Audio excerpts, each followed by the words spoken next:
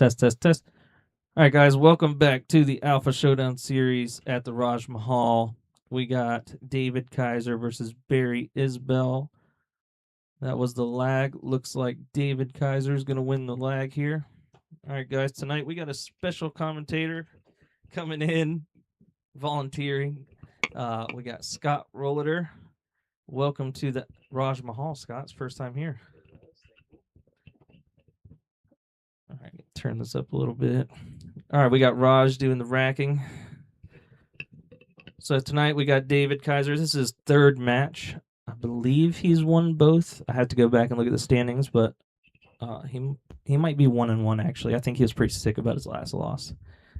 But Barry, this is his second match. He lost his first one to Matt Leonard.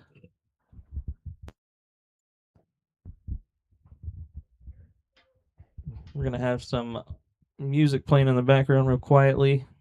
That was produced by our local pool player, Stephen Walsh.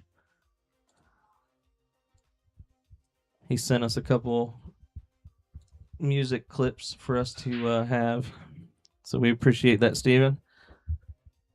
All right, it's a pretty good break there. Made the wing and the one. Got a shot on the two, pretty long shot. 3 balls on the first break's pretty good start. It is pretty good. Yeah, he struggled pretty hard last week. He was all over the place with the break, didn't know where to go, which side. He's like, kind of got him. These guys are in the 500s. Fargo, I think. David is a 585, and Barry doesn't have Fargo. But if I had to put him on a Fargo, it'd probably be around 500 to 520, in that area. 7 in APA. Well, turned out all right. It turned out real good there. All right. I think he might kick this. There's a little bit of an angle on the 9 ball. So if he hits this hard enough, it might go 2 rails back in that corner if he can get enough throw on it. It's working. So you'll see anytime you talk. Oh, okay. Gotcha. Yeah. All right, so Barry's kicking at the 2 ball here. He did not hit that hard enough for anything to happen. No, yeah. What a lot of people don't know is, Raj keeps up with his table. He vacuums it before and after every match. I clean these balls for 20 minutes. It looks super clean when I walked in. I clean the balls for 20 minutes using the Dunsky Dungeon cleaner. You see right there. Yeah. We use the Aramith ball cleaner. Something funny about these balls, they're Aramith black, and some of the players here are not used to that.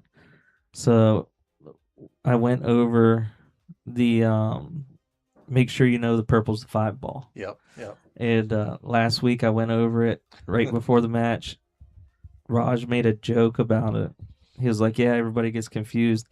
And then he played shape for the wrong ball and ended up actually missing it completely and losing the set because of it. It was a hill set. When these balls came out, there was that famous match with Shane and that younger guy. I forget his name now, but he did the same thing. He played shape on it. But was it Joey Tate? No. I think it was Joey. You're right. Tate. It might have been. Yeah. Yeah, on Matchroom, he shot the wrong ball. We have had one player shoot the wrong ball here. Well, what's funny with them is when you're watching it. That was a good shot. Yeah, when you saw it, you're like, oh, I would do the same thing. But then you realize they'd been playing a match or 2 already in the tournament. He should have been used to it. He just got nervous. Oh, that's completely. You just shut down and you're trying your brain is a swirling. Yeah, you're just trying to keep everything quiet at that point. What up, Mikey? How we doing tonight? So you'll see right there. Oh yeah. All right, so he's got a pretty thin cut here. Yeah, like just going back it's just and forth. It's pretty natural, yeah. Yeah, exactly. Hit it too thin, you're gonna run into the 9 ball. Yeah, I think sometimes people try to get a little closer to the 6 and end up making the shot a little harder. Yeah, something I've really inputted into my game is taking my medicine. It's made it a lot. It's made the game a lot easier. Over the years, watching the pros, that's exactly what they do. And I know when I was younger, I played a lot more, but I was always trying to get close on every ball, and just no reason to do that. Jimmy Bench said he stopped David from doing it twice last week. David is actually the one that shot the Oh, wrong ball oh last yeah, week. yeah, yeah. If I'm in a match, I mean, I didn't fault Shane for not saying anything at that Oh, spot because correct. he'd been getting killed the whole Mm-hmm. match. Well, and the Um, kid beats him if he doesn't do that. he would have, Oh, yeah, for sure. Oh no, unlucky scratch there. But yeah, I think it was it Hill when it happened. he was beating him on. He was on the hill, but Shane had like he was like one away or two Oh yeah, away. So by it that puts that him on game the allowed hill. Shane to get up and break for the to win. So Yeah, I was yeah, pretty. It got a lot of attention. A it lot of did. attention went viral for Yeah. sure. Um, In my league matches, even like mm-hmm, regional tournaments and stuff that I've played in, I'll tell somebody if I see them doing something like that. mm-hmm. Just not playing for $1 million, but Oh, again, at a correct. professional level, I don't know. They do it for a living, so it's a Be a little little different, difficult. especially if you're getting. Now, if he was up 7-2, maybe he would have said something, but yeah. Mm-hmm. All right, so David Kaiser takes the first rack of the night. For anybody interested, we will be ending the stream after this match and then restarting. Make sure you're checking out the YouTube channel, the Alpha Showdown series. We are posting all these matches up on the YouTube channel week by week. I'm trying to edit as much as I can. It takes me about 45 minutes to edit one match. So I just finished editing the first match. We have one on there right now. And I'm taking all the commentary out of it and just putting background music so you can scroll through and see any shots you want to see, and you don't have to hear me over here, talking your ears off all over again.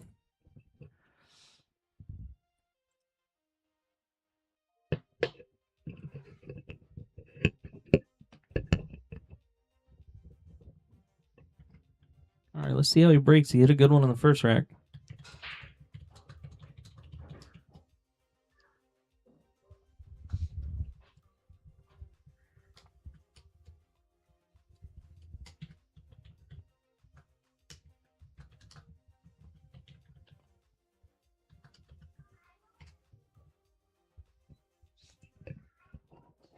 All right, so I assume he made the wing ball. I mean, that's the most common ball made with the magic rack. Looks like it was the 6 ball. Hooked on the 1. Probably going to push out here.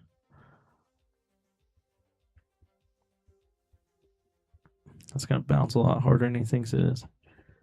All right, so assuming Barry's going to take this shot on, cut it in the top right, or attempt to. Yeah, that's something I struggle with Magic Rack is, when you get to the level that we're at and the knowledge that we have, I find myself trying to, like, that little half inch or millimeter that you're trying to adjust to try to make the one ball along with the wing, because the wing's pretty much going to shoot in every time on a Magic Rack. Should, yeah. And I find myself trying to adjust to try to make that one ball, because when I hit the ball square, the one I never hit it hard enough for the one to come all the way around 3 rails for me to be able to see it in the corner. It always sits up on the top rail, right about where it's at now. Yeah, it's tough. Yeah, I I haven't really practiced my break much at all since I had shoulder surgery, which has been like 5 years now. So I Yeah, have no excuse other than I just really haven't been just haven't playing been as playing. competitively. But when I was playing a lot or practicing with the Magic Rack, it is just like a small difference in speed or spin to get that one to land like in that 1x1 diamond area by the corner. Yeah, it's something you have to really sit there and practice. I know. And I used to watch Ko hit above the side pocket over and over and over. And I'm like, how in the world is he getting it above the side pocket and his cue ball is still landing in the middle of the table? It was crazy, but he knows that exact spin and well, they speed. probably practice their break more every week than I play every week. So They probably practice it more in a week than we play in a month. yeah, I mean, yeah, when you do it for a it's so living, critical. Well, it's in it's line here, pretty good. probably the most important shot in pool that people don't even think about. It is. I mean, if you can't run out, it's not as critical. People place such a big importance on it when they're playing league matches, and I don't really think it's a big deal. But when you're like, 550, 600 or above, and you can run a rack here and there, and especially when you get in the 650, 700 Yeah, range or above, the break is it's huge. super important, especially the lag to start the match even can be important. Especially when we're playing Magic Rack. I think Magic Rack especially, I yeah. think Doc said it last week. Me and Doc play a lot, and for anybody who don't know who Doc is, it's Justin Deaton. He's also one of the players here. He'll be here in a little bit to commentate, but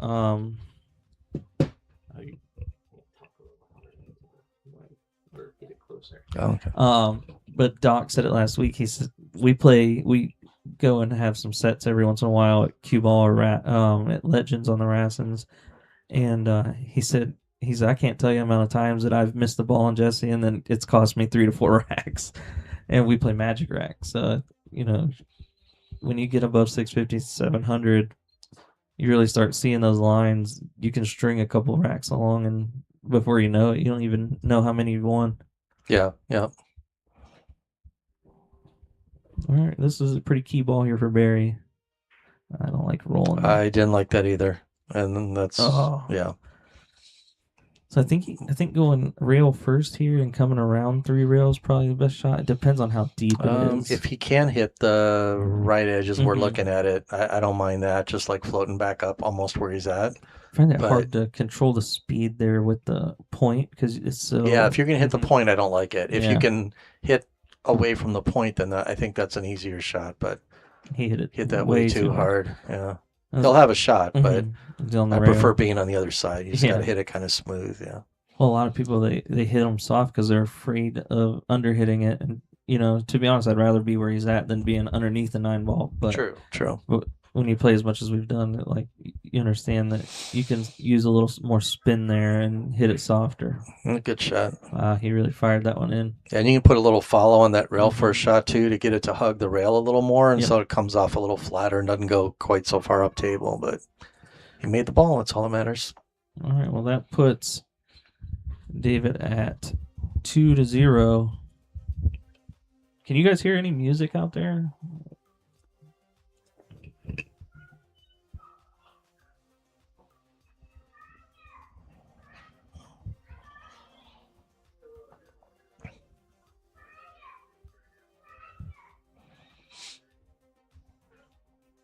You know, something that's funny, I just looked at my phone and I saw a comment on the Raj Mahal page about we've had so much interest in people playing in this since we've started this up.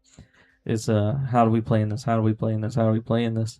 And I mean, we didn't do much announcing for this. We kind of were in the background talking to players that we see at league, or you know, I messaged a couple players trying to fill it in, and we had 2 spots that didn't fill for a while. It kind of held us up from starting.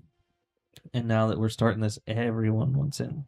You know, so we're thinking, you know, probably have like 2 or 3 different like divisions next time, if that makes sense. So like, yeah, that would be good. Have like a under 600 Fargo division, then over 600, and then probably going to do a ladies division as well because they're all very interested in it as well. She texted me and told me. Let's turn mine down. The volume's as loud as it goes on here. That was probably just here. Yeah. You see how mine's like right up in. All right. Is that a dry break? Dry break from David there. To be fair, they did not get a lot of warming up here before the match started up. I think Barry got here a little earlier than David, but David had to fly here because he didn't even realize he played tonight until about 2 o'clock this afternoon. He's over closer to the beach. As I texted him, I said, "Hey man, you still good for tonight?" Because we've had some scheduling issues. He goes, "Oh, I play tonight?" I said, "You play at 6." He goes, "All right, I'll be there." He's like, "I'll have to leave a little early," but yeah, he got here. This is his 3rd match, so he's only going to have 1 more until his series is finished, until we have the standings out for playoffs. I know he's won 1 match, and I'm pretty sure he lost last week. But I think it went hill in the sets, so it's not going to be that bad. We used a lot of AI to build this series. Oh, cool. So as far as the scheduling and everything, I had AI create an entire schedule using player A through, I think it was like player P or something, because that's 16 players. and then we did a little live stream and drew each player's name out of, or we drew player A through P. We drew each player's name, and that was A, that was B, that was C. That was Oh, D. okay. So it was completely That's a random good way of twice. doing it. Yeah, Yeah, it was yeah. completely random twice. And the funniest thing is, a lot of the Nice shot. that was a great shot there. He might need to go a little bit. Little That big 9 speed. bounce. Oh, turn out. It's Can't gonna tell. be very close. See how they kicked my tripod there. But yeah, it turned out a lot of the higher Fargo players drew each other. Yeah, I saw that, and I was wondering if that was intentional, No, but then you it had was mentioned not. somewhere else that it was random. So, yeah, it's It interesting. was completely random. So I was like, wow, AI really got us good here because I drew Jules, and I'll tell you what, that kid is improving. No, he played great the first set. Oh, he played I near kind of perfect. spot watched it, but yeah, he played really well. It got to the point where I was like, oh God, what am I gonna do? Because he's not missing a ball. So second set, I kind of played a lot of defenses, kind of took him out of his rhythm, and then third set, Another nice shot. he didn't really have much. He's like, he told me after the match, he's like, I didn't even know what to do in that third set, and I was like, there's not much you could do but sit in the chair and watch. I was like, I kind of caught a gear, and you know. And that's a little bit of that's experience. I mean, he's been playing a while, but I think he's improved quite a bit since I first saw him. So, yeah, I thought he played really well that first set for sure. He's wow. He's making all these Just what I would call hero shots. It's gonna have to make another one now. Jimmy says so random, because we actually had to do a redraw because it did something. AI messed up something with the scheduling, so we had to do a redraw with the schedule and everything. But the players stayed the same with their letters, but I still had AI creating it. Oh, who played when? Yeah. So Jimmy was supposed to play me, and he's pretty bummed now that he's not. I told him, I said, get to the playoffs, and I'll try to get there too, and we can play each other there. What's funny is if Jimmy gets the playoffs, someone might have to replace him. Jeez. He's getting married. What about some hero shots? It's perfect. That's pretty darn good right there. That's a whole rack of hero shots, as I would call it. Yeah, because he had to draw straight back to get on the 4 and long shot there. The 6 ball. The 6, the 7. Yeah. Yeah, that was the 7 ball cut down the rail. That wasn't an easy shot past the side pocket. I was about to say this one better go in. Don't dog it. Don't dog it. After all those. All right, so he takes a quick 3-0 lead there. All right, guys, we are playing this out of the Raj Mahal. I know a couple of you first timers in here. Raj Mahal is just a private home we do these matches out of. Nice little setup we have here. This is the Alpha Showdown series. We do this every week all the way until mid-December. And obviously Alpha Showdown series comes from the Alpha Apparel. Elevate your game.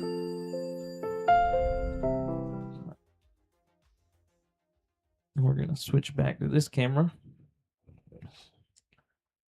It is David Kaiser to break, leading 3-0.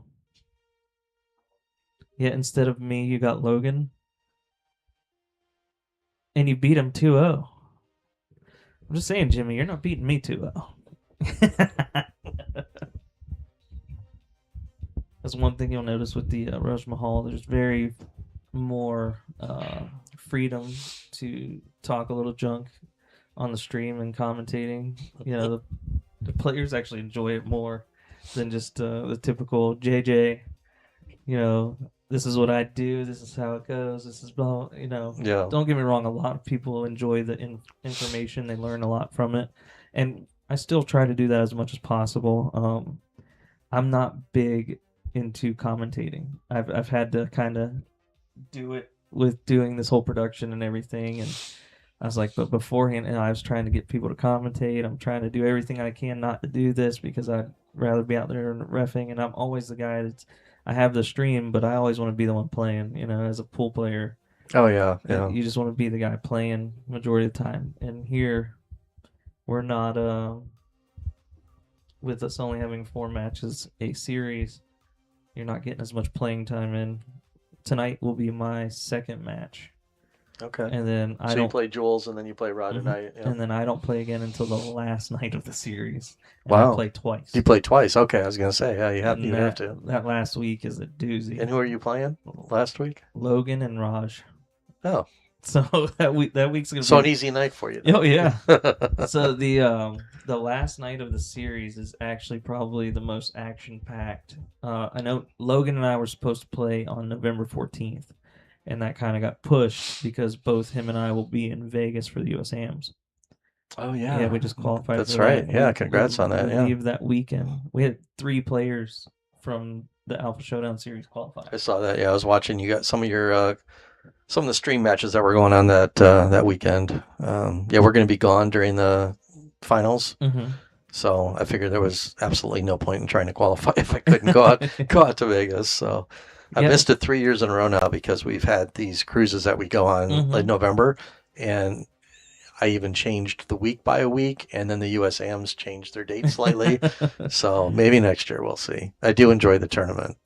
I've only qualified once. Thomas, yes, it is me and Rod after this. Yeah, you played really well the year that you made it. I watched some of your matches, and I want to say you lost hell to someone, to the defending Jacob, right? Yeah, I should. And you were playing good, if I remember correctly. You kind of went for a shot and hit a little hard, and it just kind of jawed a little bit on you. Hill. Yeah, exactly. A rough shot. I had an inside out cut on the 6 ball or 7 ball. Yeah, and left him a 3 ball out, but.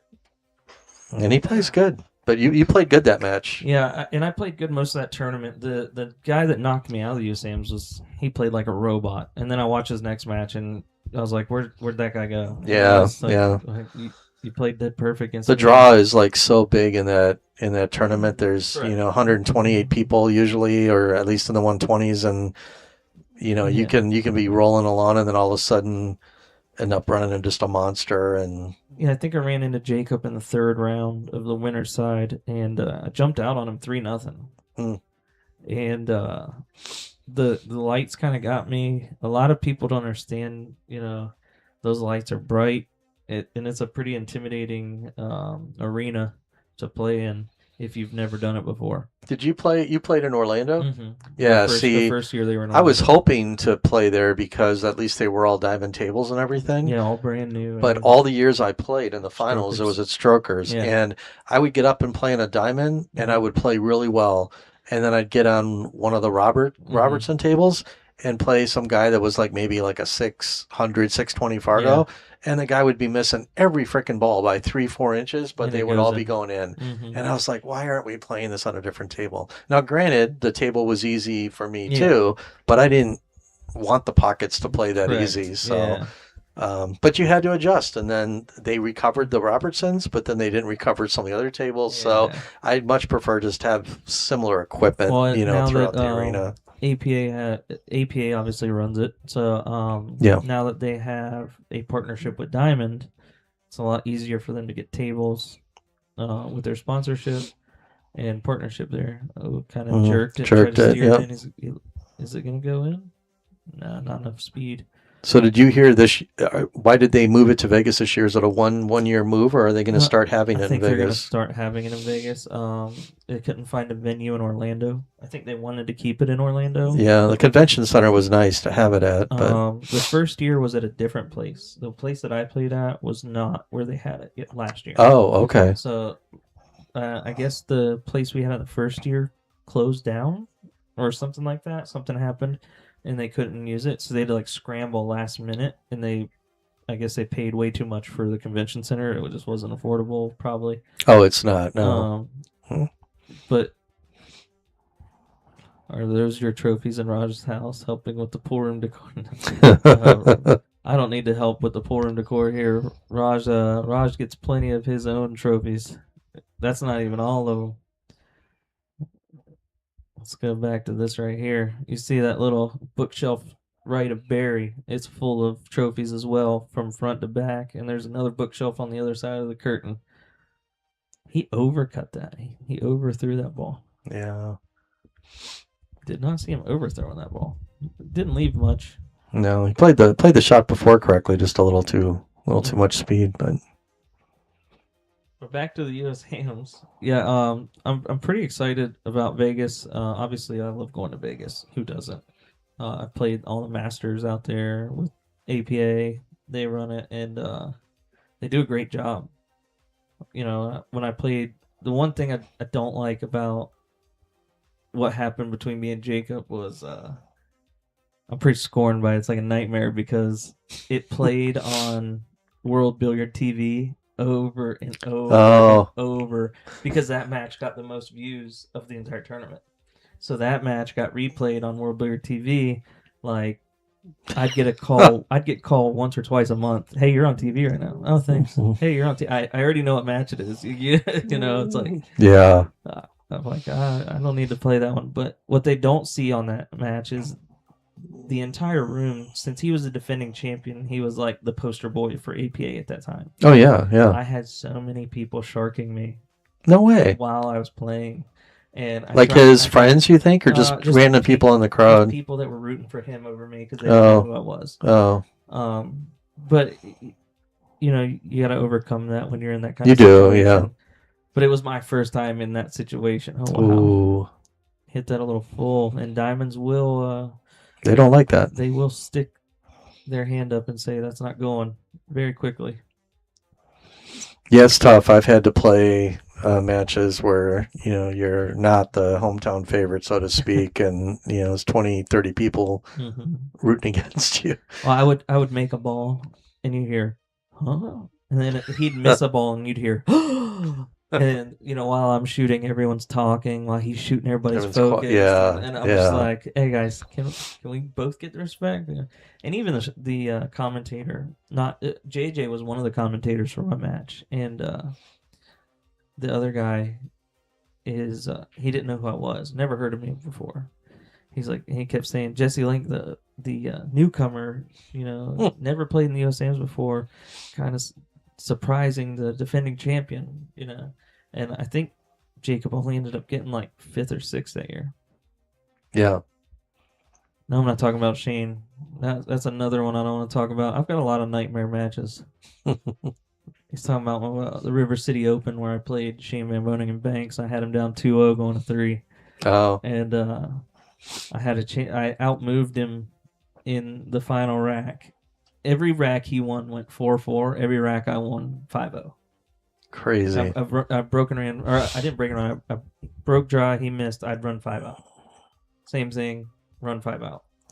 And then we went back and forth for 3 racks. And when I say the entire room shifted, like the whole aura of the room, all you hear is Jesse's up 2-0 on Shane Van Boning. Jesse's up 2 on SVB. Everyone in the room surrounded that table right there. Oh, yeah. Because it was a cue ball, and it was right at the front at 22, right next to the bar where they had that shuffleboard. Mm-hmm. And that went before they took the wall down. And everybody's crowding the wall. Everybody's crowding by the smoke room. It's I've never been in that situation before. And I'm playing the best player in the world, That's I have tough. a chance to beat this guy. And that was rough. And he came back, and to be fair, he's the best player in the world. So yeah, but bank pool's a funny thing. I've never really played it much. I played it in the Derby. It was actually my first time ever playing an actual official match of bank pool, and I ended up cashing at the Derby, which was hilarious. But the last 2 matches I had was this old retired pro, and same thing. I got up on him 2-0. I did not finish 5-0, but I was playing pretty good. But I was third game. I got 3, and I need 5, and I have a straight lengthwise bank and stop shot for a cross-side bank, and it's over. And I freaking flinched a little on the bank and put a little tiny bit of English on it, missed it, and I still think I'm okay, right? I'm still up 2-1. Nope. Guy goes into drill mode, and I barely see another ball after that. It's crazy. And then I played Shannon Dalton the next match, so I knew to beat that guy. I did go 4-4 with them one rack. I was happy. I almost won a game, but I mean he was phenomenal. But yeah, that's crazy playing Shane, playing Banks. When I played Shane, the last rack came down 4-4. And Wow. we got into, well, every rack he won went 4-4. Yeah, that's what you said. Yeah, But yeah, the hill, everyone hill watching. hill, everyone watching, and we get into a defensive little, where the ball jams in the corner and you're just flicking it, Yeah, trying to it, barely move it. Yep. until someone has to make it, and so he ended up losing that moving battle, Okay. and he has to make it, and it's so deep in the pocket, the cue ball goes one rail. He's trying to get it all the way up here. He only gets it to the center of the table, and I missed that straight back. But I also play bank pool, so I'm playing my cue ball to the bottom rail, and Yeah. I put it on the rail, and the cue ball's on bottom rail. One ball is just here, and I don't know how he did it, You twisted in. but he twisted cross corner, and Wow. I mean, 90 degrees. Yeah. I'm like, good shot, buddy. Yep. Brian, how do you get in? This is the Alpha Showdown series, so everyone that is playing is already set. The schedules are already out. What up, cousin-law? Yeah, Brian has been with my cousin for a very long time, part of the family. But there's 16 players. We already have the players in this one. This series is 12 weeks. We finish up around mid-December, and we're gonna start another one around January, and we'll probably start taking signups. Hopefully, we grow this big enough to where we don't have to be in Raj's living room anymore. Hopefully, we can go to pool room, or we've been talking to a couple companies about sponsoring with a table. If they can get like one or two tables, and we can find like a little commercial unit where we can put two tables in there, still have internet and everything to where we can stream, doing 2 matches at a time, and I already have the space for it. I already have the commercial space. That way we're not here interrupting the kids' night, every Friday, and interrupting stuff like that. But trying to grow this big enough to where we can really branch it out and have a bunch of players. So for next series, obviously we'll probably have some of the people from this series come back, and then the ones that choose not to, we'll probably find people to fill in. We've been talking about doing different divisions. Obviously, we talked about that earlier. There's just a bunch of ideas floating around right now. But for now, the schedule is set. We aren't taking anybody in, and we won't be able to until the beginning of next year. All right, so we've been talking a lot. Well, he's just been shot making his way through the racks. He's been doing that all night, though. Yeah, I mean, gotta give it up. That's crazy. I'll tell you, this table will let you know. Like, obviously, super clean. Balls are super slick. I cleaned them for about 20 minutes before this match started. Pockets are pretty forgiving, but if you jam them in there, they will spit them out. And playing shape on this, a lot of these guys, they get rattled pretty easily. Nice. They get rattled pretty easily because of the way the table plays. They're not expecting it. They thought that ball was going to fall, and it kind of... Well, I think that ball he had in the side, I think he tried to go across, and he could have just hit it soft with a little bit inside, just floated down on a little bit easier. But he made the ball again, so he's been shooting great. Like, his stroke's been looking real good, and delivering the cue real nice and straight. So that's a 5-0 win right there. 38 minutes or 36 minutes. So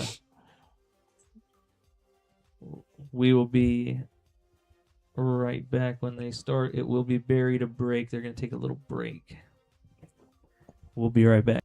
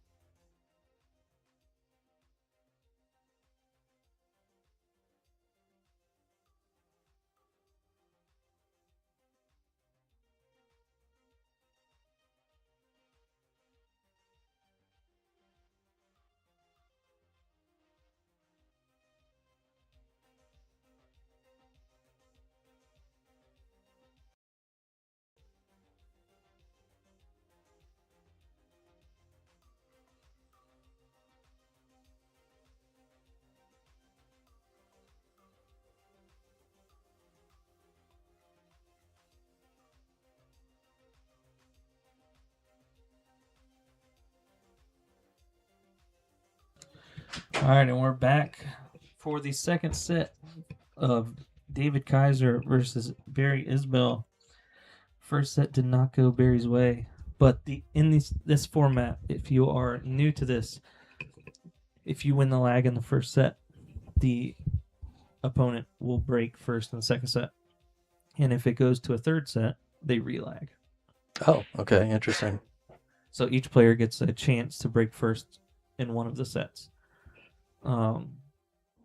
Again, guys, winner break, 3 foul, push, jump, 9 on the break counts anywhere.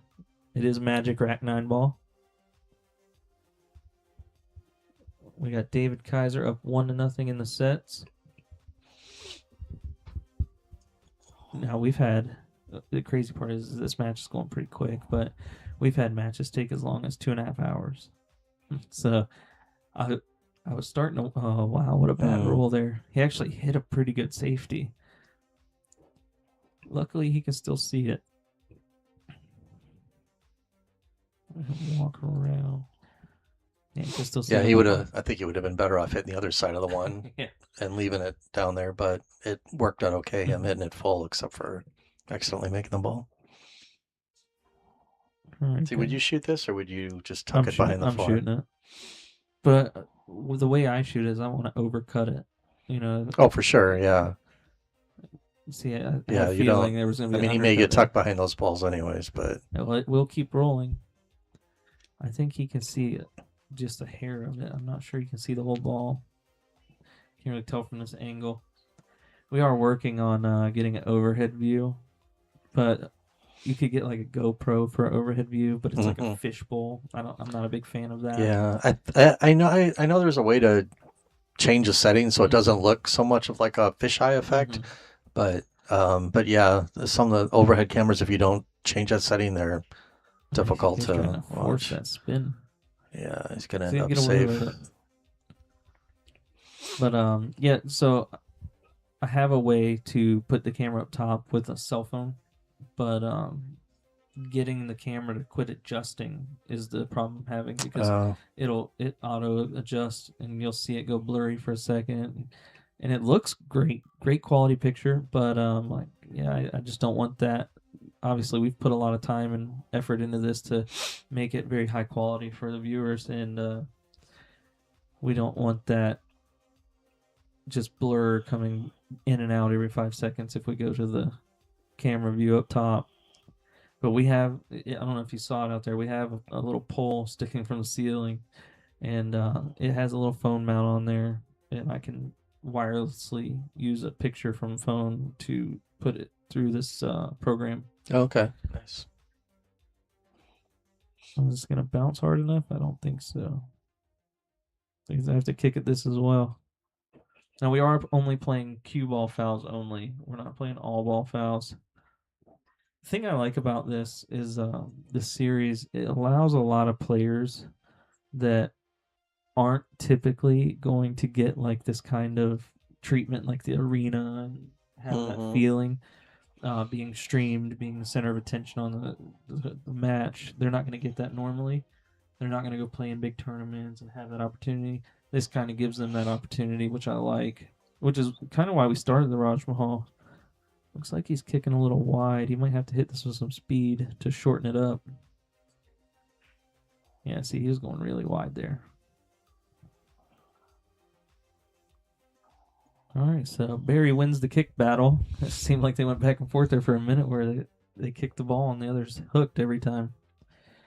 But this is one of those shots where you either jack up and fire it and try to punch over, or you just roll up and take your medicine. And I think that's what I'd be doing right here, is just taking my medicine. You can always play safe off of this ball or go for it. There's not a lot of bad things that can happen other than you leaving them straight in the side pocket. Kick brought to you by Wawa Chicken Salad Sandwich. Love it, Walsh.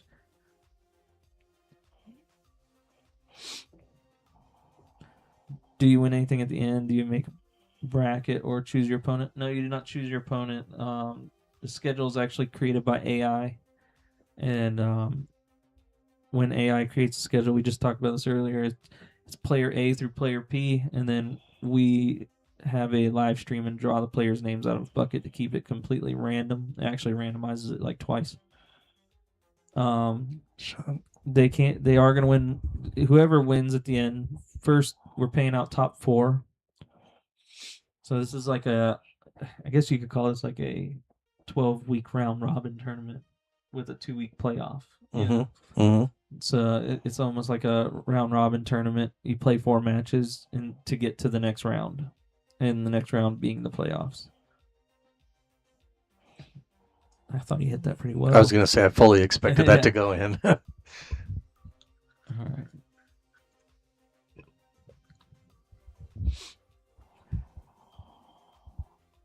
Walsh, can you hear your beats playing? I don't know if it's loud enough for you to hear it.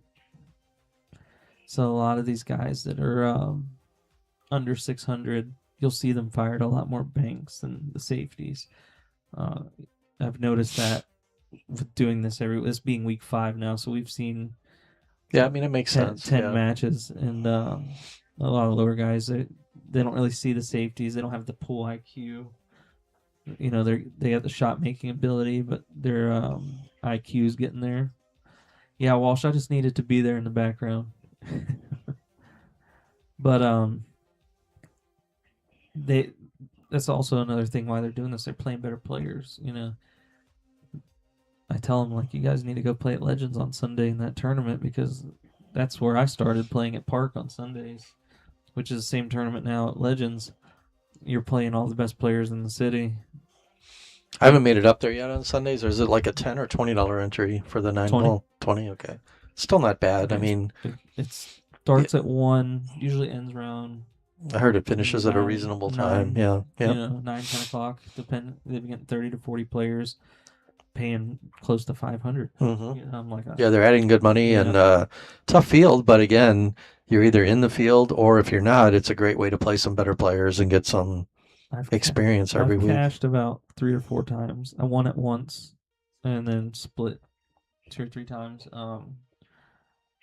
The 8-ball tournament. Yeah, see, that looked long. Yep.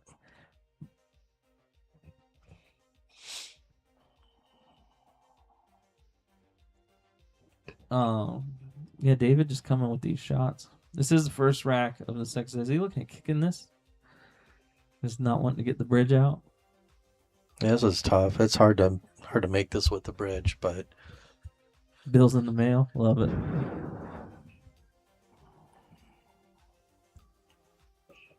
Thomas put you in on the list for next series. You don't mind donating capital to grow the outlet. It's not a league, it's a series. It's just a round robin tournament. I don't want anybody coming after me and being mad about that. It's just a Friday night series where everybody gets to have their time on stream.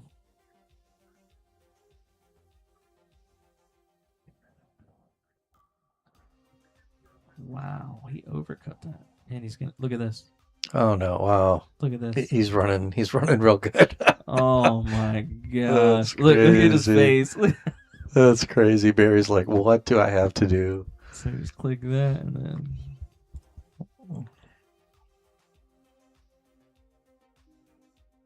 overcuts the ball, and then gets away with murder. Wow. I mean, he could, if he kicks at the ball, he could double kiss it in. It looks like it's on the up high on the point, but I think I'm just rolling this ball soft. Man, I don't know. 8-ball paid $375 for first last week. Lasted 5 hours. The 8-ball tournament's where it's at. In my opinion, up at Legends, yeah.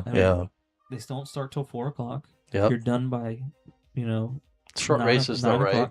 3 and 2. And they're playing Toulon, yeah.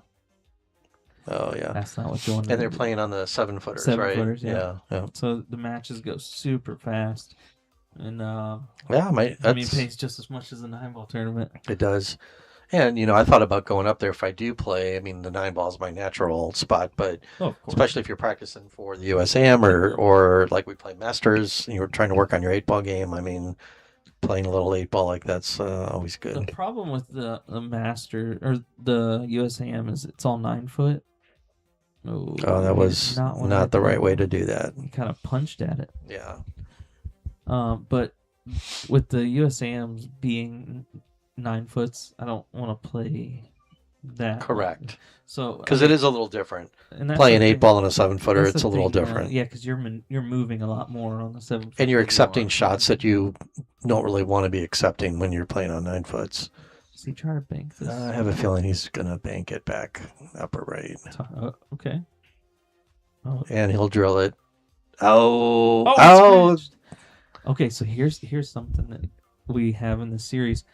If you give up the rack and say that's good, it's a 2-game penalty. Oh. Yeah. So if you were to give him so you better know that. Everyone knows that. Okay. That's why.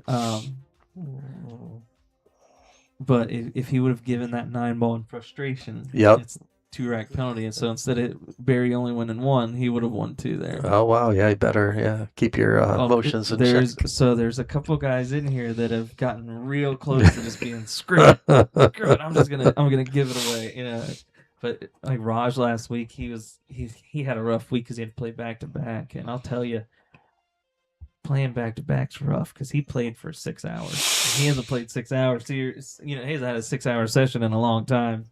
Yeah, that's a lot. Yeah, playing 2 sets, 1 set back to back isn't bad, but when you're playing 2 out of 3, and if they all go 3, it's a lot. They all went 3 sets. Yeah, it's a lot. So races to 5 don't sound like a lot, but you got to think when we're getting better. In the pool room, we were playing races to 5 for 20. Mm-hmm. 6 sets you could go all night for that. And he took 6 hours because both matches playing good players. He played Jules and he played James Markham, the other USAM qualifier. So I mean, it was a rough night for him. Oh, did you see the 7 just missed the 9-ball there? So dry break, but Barry is the only player in the series right now to have a 9 on the break. You see, he breaks from the middle, which is hard to do on a magic rack. Typically, if you break closer to the middle on a magic rack head on, then you're gonna maybe get some movement out of it. There's been a lot of movement, so you'll see players in the series kind of maneuver back and forth. I'm trying just to do the break and run, but I'll tell you, I can't lie. It's in the back of your head, Yeah. I got away with it. But it's in the back of your head, so it kind of messed me up. To me, I guess, I'd much rather make the wing ball and try to be playing shape on the 1 than the 1 in 20 or 1 in 30 chance of making the 9-ball. But so the 3 fouls, what really gets me is that's what got me against Jules in the first set. We went 3 sets, and the first set he played perfect, but on top of that, when I had ball in hand, I'm trying to 3 foul him, and I'm not playing well. I'm not in stroke yet, so it was like, just run out, Once I started just running out, it was over. But I mean, he stuck with it. Every time I put him in safety, he'd kick it in or he'd get a good hit. And he was playing good saves against you the first set too. He was like real good, close to the ball and cutting off some angles. Yeah, he's playing very well right now.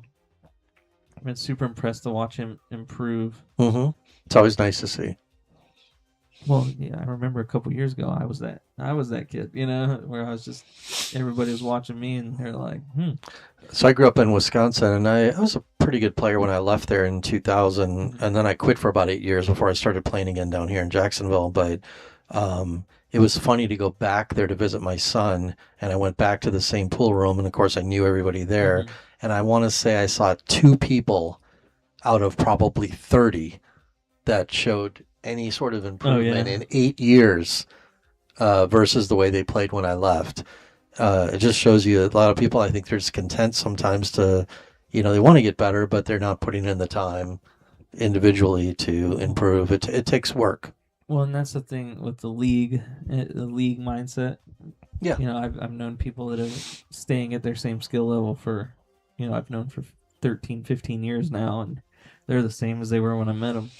Yep. And they just don't care to get better. They do this as a hobby. They know where they're at, which is fine, perfectly fine. It is, yeah. But then when you look at Europe and all over the world, we wonder why we struggle in the Moscone Cup, because we don't have any of those players coming up behind the ones we have now who are really grinding it out. Well, they do it different over there. They put more time into drills and individual practice. They do more of that ladder type tournament where they're challenging the people above them and trying to get better. And here it's a lot of the time that people spend it's playing on a team and socializing. And they may only play for 45 minutes to an hour, Yeah. even if they're playing 2 leagues a week. So they play 2 hours a week and zero practice. And when they warm up before league, they play games with other people. Yeah, and they're usually sitting there keeping score when they're not playing. Exactly. Well, and I mean, how many hours a week did you practice when you were trying to get, like, say, from a C to a B to an A player? You know, you've got to put in a ton of time on your own. Countless amount of hours. Yeah, yeah. There's no substitute for that. Overseas, they have federations as well that pay players. They pay for their travel, pay for their entries, and of course they take their cuts, but still it helps them get to that point. They have coaching, like real sport. Mental coaches, stroke and training coaches. They treat it like a real sport. They do. As to here, it's just a bar. It's just a bar sport or a bar. Yep. I like the Lindenwood University when they were doing that. They had a lot of talented young players that were playing there, and not really sure what happened with that, but that was promising, at least, that they started that program, and I was hoping there were going to be some others that would spring up like that around the country. Yeah, I remember when that was happening. I had a friend that went there with a lot of the top players. Around the time like April Larson was there, that time. Oh yeah. And, I mean, and she's a great player in her own. Was he going corner? I don't like that. Yeah, I didn't like that. Yeah, because he was on the wrong side of it, yeah. American pool, bar and league, drink. When's the next series? January, Christian. Okay, so Barry, you're based on before, you think he'd probably go for this bank. I would be going for this bank. This is David. He went for it last rack, so. Oh, sorry. Wrong person. You're just looking at the name. I was looking at the name on the right, yeah. Yeah, I mean, I think if you leave the cue ball down toward the bottom rail and hit it, yeah, I would hit it a little harder than that, but... No, he's going to leave it right in the hole. Yeah, he will. Oh, well, no. He's got an angle. It's natural, too. Pretty, yeah. And I'm telling you what's going through his head there, because he's not thinking like how we would think. He's like, I should have went for that bank. Well, in all reality, you should have hit it a little different. And, something else I would have played there, you could have just thinned it to the center diamond and let the cue ball go up just by the spot. Yeah. And let him bank at it. Exactly, yep. Like, if he's going to bank at it, let him bank at it. But that puts Barry up 2-0 in the second set after losing the first set 5-0. So, and two sort of gifts in a way from David. And that can happen sometimes. And that's the one thing I said earlier with the pool IQ. I've noticed that a lot of these lower players, they don't have that knowledge of what do I do in these real tricky spots, so they kind of just wing it. Mm-hmm. It's like he had the right idea, but didn't know how to, play it. Like, he knew he wanted to bank it up table, but how do I hit it exactly to get it to where I want it to go? And that comes with tons of hours. Again, a bunch of experience. Yeah. And that's another thing. Obviously, I don't see a lot of people I work with when I'm teaching and stuff too. If they're asking me to help them on their safety game, I give them a bunch of like games or drills to do with their safes, because you need to practice those too. Yeah. And you need to practice them from a bunch of different spots. Because there's usually about 6 or 7 different types of common safeties, and you really need to practice all of them so that when you're in a match, it just feels like super routine. Correct. And your speed control, thickness of hit, all that is just, I don't want to say automatic, but it's you have an expectation of what it's going to do. It becomes more natural. Every once in a while, you have a weird shot that you're going to have to use your knowledge to come up with some other thing. But that's like kicking. Everybody has a kicking system. That is a high level. But in all reality, you can look at the table and know pretty much where everything's going to go. I use an aiming system when I kick, but for the most part, it's like, okay, I already know where I'm looking. Now here's making it a little more precise. Yeah. so that you can commit, because that's a big issue that players have, is they can see the shot but they can't commit to it. Just like that bank on the 9 right there. He couldn't commit to anything because he didn't really know where to, what to do and how to hit it. Yeah, I use dozens and dozens of kicking systems, but at the end of the day, you still have to be aware of the orientation of the balls and the table you're playing on and everything, and make small adjustments. Stephen Walsh says, "Don't sleep on Barry." Nobody's sleeping on Barry. He has a. I'll tell you this. This is one thing that I have been telling myself a lot lately. That's been helping me with mentally. Is that, oh my god, the roles change. Okay, you might be getting really screwed over by the roles at the beginning of a match, but you got to remember it's a long match. There's more than one set. You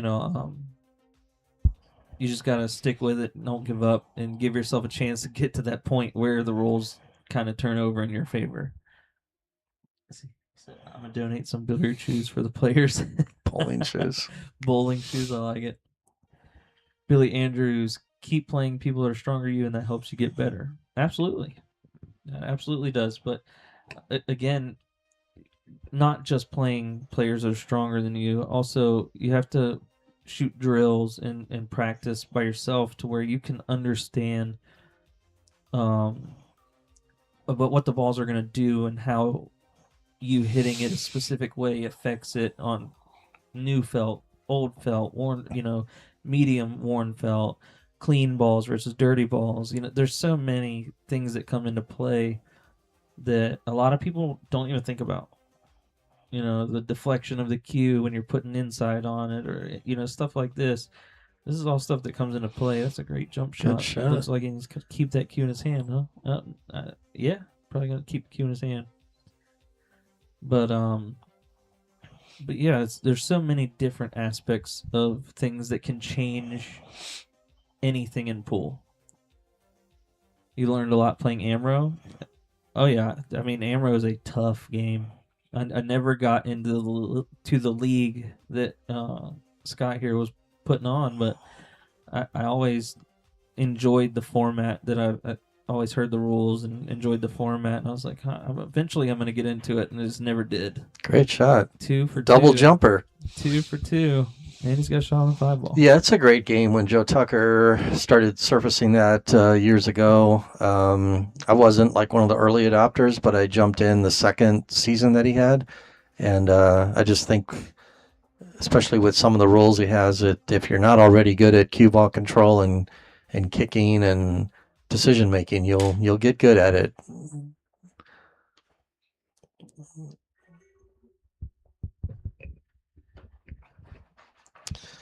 Well, he's looking good right now. Looking better. Everything's pretty natural. You can overroll this too, so it's going to come off a little bit to the right of the 7. You almost favor overrolling this to the top rail and coming off of here, so you have an angle to roll down for the 8 in the same pocket. Yeah, I mean, it looks to me like if you just roll it good, it should end up like by the spot on the other side of the upper side of the table. Yeah. But if you had to, I would much prefer going up and down too if I needed to. Yeah, just right by the spot. Yep. So if he would have overrolled it a little bit more, he could have just stunned it over for the side pocket. I think he's probably just going to play stop shot here. Shoot with the 9 where it is, you can shoot the 8 and bottom right. Yeah. Whatever's comfortable. He's shooting over the 9, so that throws a couple players off. You see how he drew that back in I mean, that's okay too. Yeah. If he had that angle, that's fine. I can't see anymore. I got to get real close to balls. So I try to get as close as I can without, messing myself up. But on this table, one thing I've learned with this table is because it's so fast that I play for spot or like radiuses. I don't play for exact spots. Yeah, like I normally I've would. never understood that personally. I've had some very, very top-rated professional pool players talk about how that's how they play position, and I get it. I mean, there's so many different ways to play the game. There's certain things I think almost all good players do, but then there's a lot of preferences too that can work. But I personally have never been a hit the cue ball to a spot type of person. I'm playing for zones. I'm playing for Correct. areas, and I'm playing for the positional angles to get into that area. So I'm in that area the longest amount of time, when possible, at least.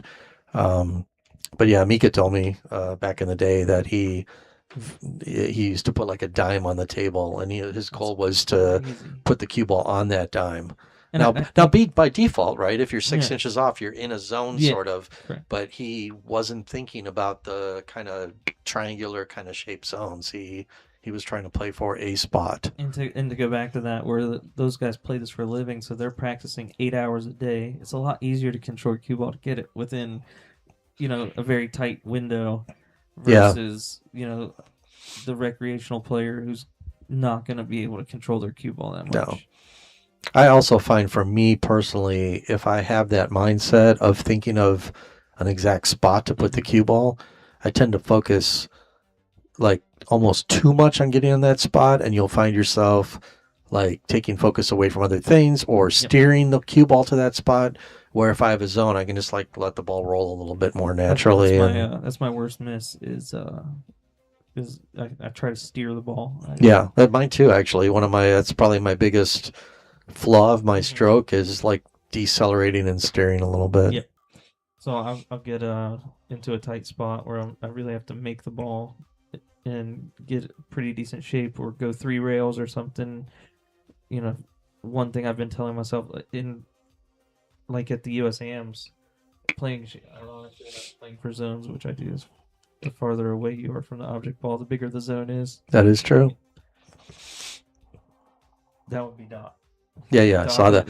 When I saw the name, I'm like, yeah, that's what Jesse was just talking about. Yeah, and you're exactly right. Typically, the zones are kind of trapezoid shaped or triangular shaped, and the further away you are from the ball, you have a little more margin for error, especially if you're coming across the zone. And the pros will tell you, like a lot of the coaches and people that give lessons out there, I've watched plenty of YouTube videos. He tried to roll this in to scratch. He was trying to avoid the scratch.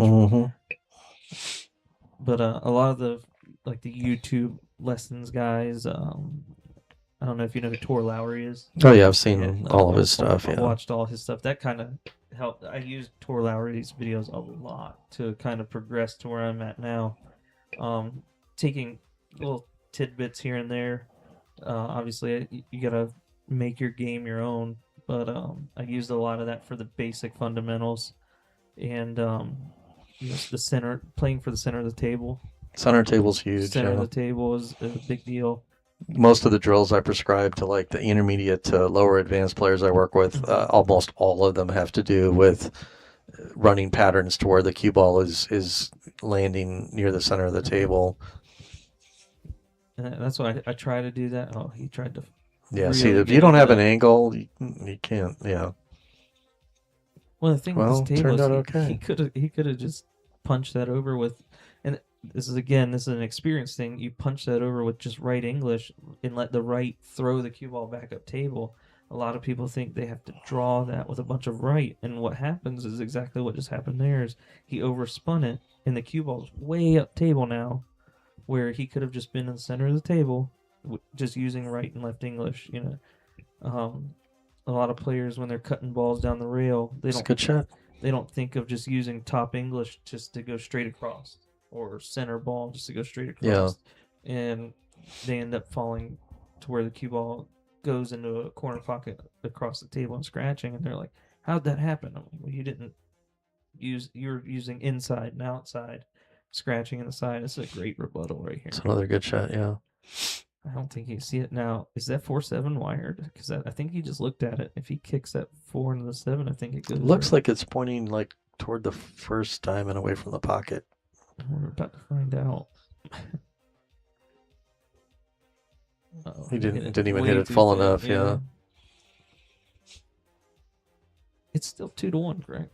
I think so. Yeah. All right. See how I said the matches were, that first set went in 38 minutes, and here we are, an hour and 10 minutes into the set, and we're only in rack 4. So it's like I start worrying about how long the matches are taking. I was thinking like, dang, we might need to make 2.5-hour windows for this. I mean, That's a great shot. Good shot. Oh, he's gonna hook himself. Ooh, yep. Yeah, 2.5 is good, I think, if you were doing like a tournament style where you had to get everybody done. Yeah. I would say probably most of your matches should finish in 2, but you get 9-ball games even sometimes that just turn into safety battles, or Oh yeah. people are missing and then there's a couple saves and then they make a ball and miss and a couple more saves. And Well, and the thing that people don't put into perspective for this setting here at the Raj Mahal is it is dead quiet out there, other than the kids upstairs, or maybe if they wear headphones, or you'll hear the kids scream every once in a while to make it off the like nine. now. Like just right now, like the kids screaming. That's all you hear out there. Other than that, you're really fighting those mental demons where you're sitting there talking to yourself inside your head, and all your stroke thoughts are coming in there. Yeah, it's funny. I practiced so long where just fairly quiet environments, but when I'm playing like in a tournament or whatever, I almost hate those environments where it's just there's no music playing in the background, there's nothing going on. I'd rather be like in a bar environment where it's just people walking around Yeah. and there's just stuff happening. Like playing in the International Open a couple of times, there's no background music, there's nothing. You're just very acutely aware of like people watching you. Oh yeah, there's no music or anything. Like, No. There might be a faint Very faint like music, music kind of like playing. elevator music Yep, almost. and that's about it. Because I didn't play the International, but I went to the U.S. Open in 2016 when it was in Virginia, before Matt Brim had taken over it. Yep. It was the last one that Shane had won, and I went up there and just being a spectator, and I was like, guys, it's so quiet in here. You can see all the players, players holding their cell phones up taking videos, or someone takes a flash. This stuff will distract you so easily in that setting because it's so quiet.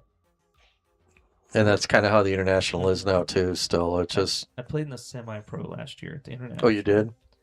I don't know that I'm going to be able to play this year. My Fargo jumped up to 657, and the semi-pros at 650 and under. Oh yeah. I don't know if they have like a 10-point buffer or something. I know they had a couple people that were over 650 last year playing in it. Well, So- the person that won last year was at least a 700. So Oh, really? the way they played, at least in my opinion, yeah. I didn't watch. We were on a cruise. We had gotten back, and I went up there with Jennifer Pedigo, a good friend of mine. I went up there with her and watched, and then my wife joined a little bit later, and because she likes watching pool a little bit too. So we watched, and I happened to catch the finals. And just from a pattern perspective, stroke perspective, whatever, the guy played every bit as good as me, if not better. And in that moment, no nerves or whatever. Oh, So he, he's been in that position before. my issue with some of the Fargo rated events, I think Fargo itself is very accurate with good information and enough games in the system, but too easy to manipulate by people with the Salado matches. And if I was a tournament director and running a capped event, I would be looking at their actual match play. And to me, if somebody had a bunch of Salado matches in the last, month or two prior to the tournament, I can't really do anything if they did it like a year ago. Yeah. But I think Dominic had a tournament last year, the year before, where there was a bunch of money in it. And the guy... It was like $1,000 entry. Yeah, and the guy came and they looked him up afterwards and found out that he was nowhere near 600 or 650, whatever it was. He has like a strict screening now. Yeah, like I'm a 685 right now. I could drop my Fargo to 650 in 2 weeks, like no issues. I wouldn't do it, I'll tell you, but I could. It's harder than you think now, because Doc and I play almost every week, and he is like a 580, and we input two scores where he had actually beat me both sets, like 7-3, 7-4. Played jam up. Yep. And Salado took them down off of our Fargo. And they were like, oh, there's too many red flags. What? Yeah. Well, maybe they are policing it now. Then maybe. They're Oh well, that's policing it. really really good to hear, because it's really no different than when I used to play golf, right? You go to the golf course typically, and you input your score. or you go online now, I'm sure, and can You input do your it score. online, yeah. Right. Back in the day, you had to take your scorecards and do it. But again, you can put in any score you want. And there were people out there that were inflating their games because, from an ego perspective, they wanted a lower handicap. And then there's people that would put in higher scores because sandbag, right? But again, the golf handicapping system is fairly fair if the information is accurate. But you're always going to have people that are going to try to, manipulate the system. That's everywhere you go. Any handicap Yep. of any kind. So, but yeah, I'm glad to hear that if that is the case, even though in your case there weren't any red flags. Correct. And like I said, we're like, all of this is like, because we did it at Legends and we hit the tablet so it records our matches. Yeah. So I'm like, everything's on camera. Was there a way for you to refute it, or we just not worth it? He sent email and they sent a response back, but they've questioned a couple of my matches on Salado, like Joey Russell. Yeah.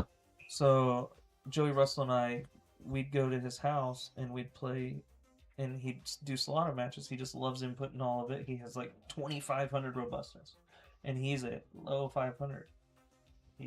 I think, in my opinion, he's a little better than a low 500. I would agree. Yeah. And on his home table, and I had quit playing for a while, and I was just getting back into it, so I wasn't playing great. And I beat him like 11-8, 11-9, 11-10. We played like 3 or 4 sets.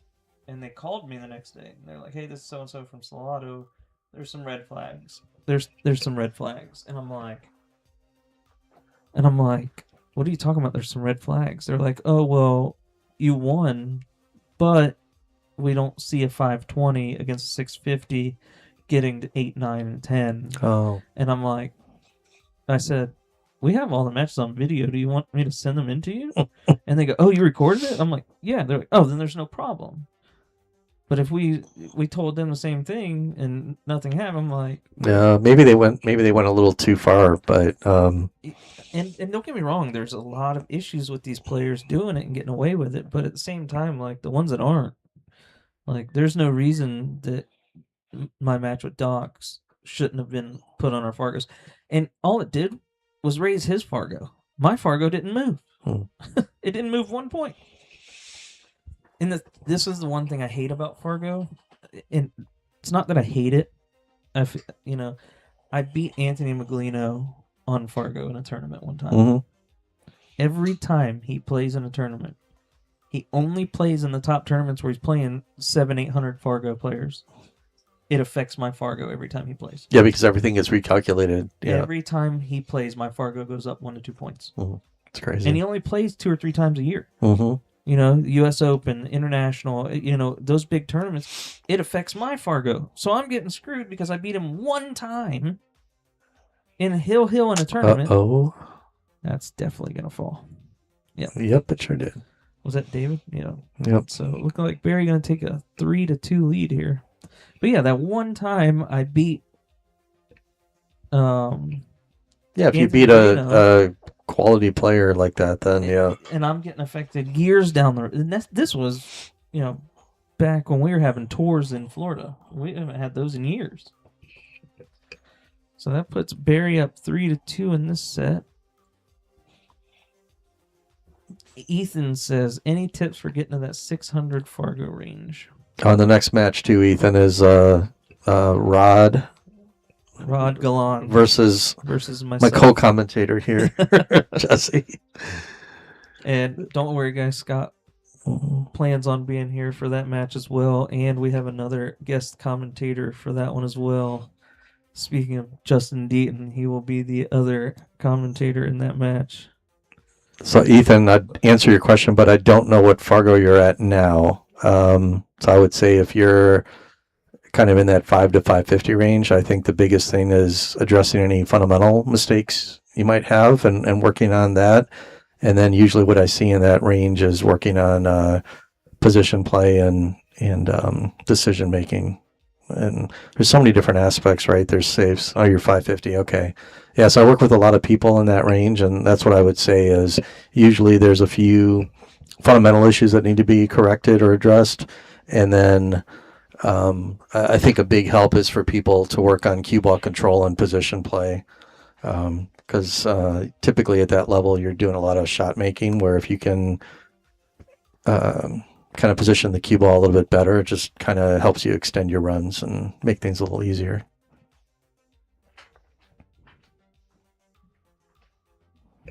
I will piggyback on that. Something you are doing right now that is helping you a lot is you're playing in that Masters division, which I mean you're having to play myself, you're having to play Raj, you're having to play Logan, you have to play Jordan Burden on a regular basis. Playing better players obviously is going to help you, but also doing the right things, doing the drills, making sure your fundamentals are right, all that stuff. That's always going to help you in that situation.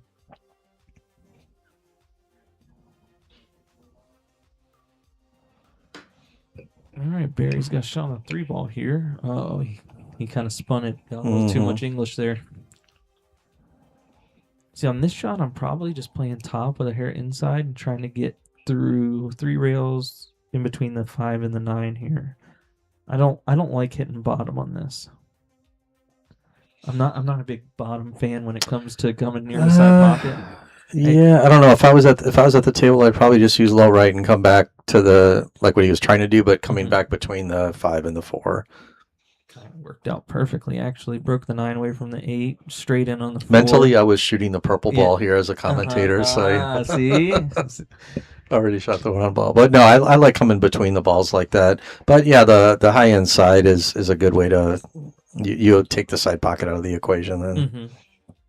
And the only time that did he make this? Hit it too thick. Yeah.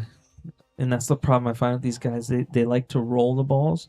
I'm not big on rolling the ball. Everybody's like, why you hit the ball so hard? I'm like, I'm actually not hitting the ball as hard as you think I am. That was a little soft. On a scale of 1 to 10, I'm usually like in that 3 to 4 range, which is a little softer than a lot of people I play against. They're usually in that 4, 5, 6 range. But yeah, I don't like in the 1, 2 range. If you're having to like leg stroke the ball, it's your muscles can twitch so easily at that speed. It's better to hit like a drag shot where it turns into follow than hitting it like super slow as a forward roll. You lose that accuracy. You do, yeah. And plus you're leaving it up to any little tiny things on the table. Oh yeah. Oh, he's banking that ball. I thought he might be going for the 5-9 there. Well, I'm definitely playing this with a inside ball. He could come around. Yeah, if he's got a little angle, I think he can do it with a little high inside. Yep. Oh yeah, just like that. Don't want to get straight in here. And see, that's another shot where, again, as you get better, you don't even try to get away from the rail. Just line it up even and just play the 2-rail shot coming around for the 8. Now you've got a power draw or you've got a force follow, and bad things can happen. As proven right here.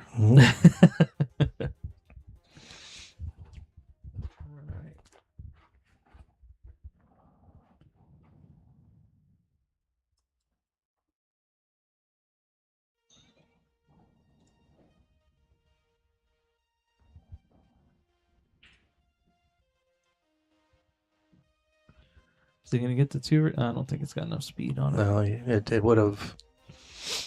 Oh, it definitely was going. It was hugging that rail. Does table play slick still? Oh, yeah. Oh, yeah. Okay. So, like, this shot's a little tougher going around with inside. Oh, he went that way. He went bottom outside scratch. See, that's why I don't like playing bottom. Well, on that shot, if you got a slick table, it's hard to get it to... Yeah, that shot 100% I would have gone with high right. And even if the table's slick, there's ways to compensate for that. Oh, yeah.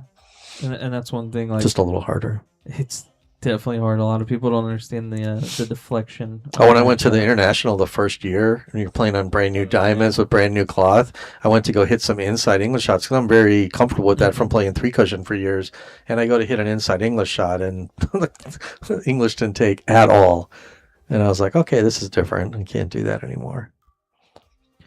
Walsh, is it too loud or is it too quiet? I want it going all the time just so we have some noise there. But let me know if it's too loud or overpowering. Yeah, that's what the one thing I struggled with. So leading up to the USAMs, I went to Joey's and we played a lot. because his table was super slick, super fast, and I knew that going into the USAMs, their tables were gonna have brand new felt, brand new balls, it's gonna be super slick. So I wanted to put myself in that environment as much as possible, and it, like you said, it kind of paid off. I played pretty well. I was very comfortable the whole time. So to pivot off your guys' handicap comparison with golf, the golfers that fib their scores are not money players; they are member guests and fundraising tournament players. You like that? I do. Although I think Fargo would benefit from the handicaps in some golf, only using the most recent scores. Aaron and I have had that conversation. Yeah, I don't know why they don't do that. I would agree. I think, yeah, I do think that Fargo should be only using, like, I think what is Some it, the 20, selection. 6 months. Yeah, 6 months worth of scores. 6 months, then you're not Yeah. out. Yeah, because I shouldn't be getting penalized for something I did 3 years ago against Anthony Maglino on a fluke when he wasn't playing at a 790 Fargo, you know? Because when Fargo came out, it happened when Fargo first came out, I beat him. The next thing I know, I'm a 700 Fargo. I'm like, what's, you know, and obviously I dropped down through the time. And then what's crazy is I played a couple Solado matches against somebody when it first came out. Didn't even know what it was. I was just playing it. And my Fargo dropped to like 600. And I was like, because I didn't have any robustness. I was trying to Right. get my Oh, it's robustness very up. volatile in the beginning, yeah. And I dropped like 600 and got the 500 robustness. And they let me play in a 630 and under tournament on 8-foot tables, which is my specialty. Magic Rack 9 ball. Again, my specialty on an 8-foot. And, you know, I think it was down. There were a couple people down there that were complaining that I was in it. And he's like, look, he hasn't done anything wrong. His Fargo's this. Just because he played Solado doesn't mean he's cheating it. I was like, he won all his Solado matches. This is what Yeah, which you can do, yeah. So, drop. Your wife brings it. So, yeah, it dropped me down. I go down there. Earl Strickland ended up being there. This was at he's down there with Mike X. Oh, he got away with it. He brought Earl Strickland in. He ended up commentating a couple of my matches on their stream, and I ended up winning the whole tournament and splitting with Connor McFadden, who now is one of the young phenom kids in Florida.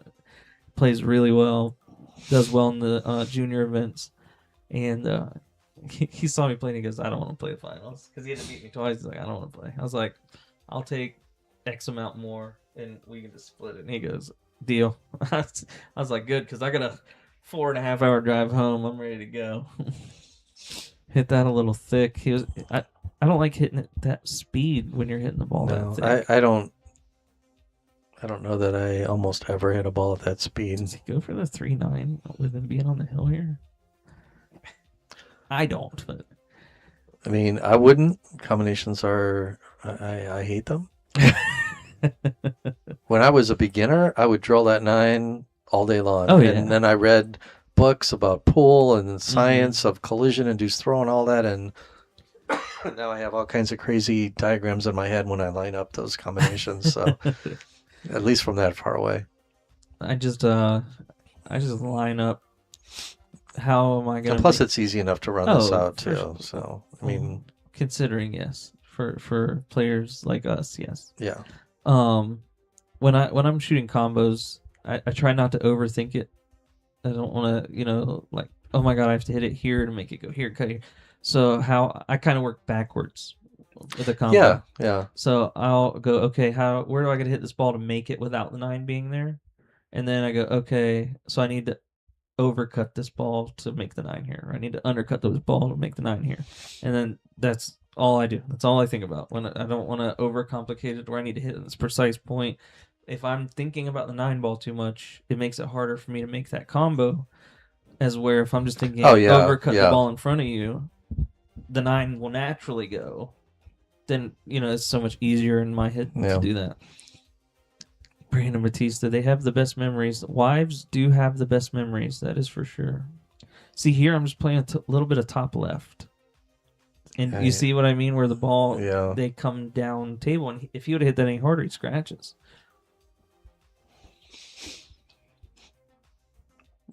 Corey, I saw you had a comment on there earlier. Mhm. I'm doing good. I haven't seen you in a while. I may have to head up there some Tuesday and play. I've no excuses other than just not really been into pool as much. I played a few tournaments here and there, but probably 20% of what I used to in the last 5 years. So last month or so, I've been trying to get out about once or twice a week and practice, and then playing once or twice a week. So might see me out there a little bit more. We'll see. Got the international coming up next Got the month. I'm hoping to play in the international and in the Predator event. Oh, they're having this that year. Predator event downtown, right? At The 10 ball. The Hyatt? Is that where? The Hyatt, I believe. I Yep. did not. I would have just cut that in the side. That's twice he's done that. Kind of tried to force the ball. What's up, brother? So, I think that's twice he's kind of tried to force that ball in the corner when he could have just cut it on the side, went up table, and come back down for the 9 naturally. yeah. All right, I'm going to wait to see how this set goes. I might run up to the gas station and let Doc jump in here and commentate if Barry wins this set.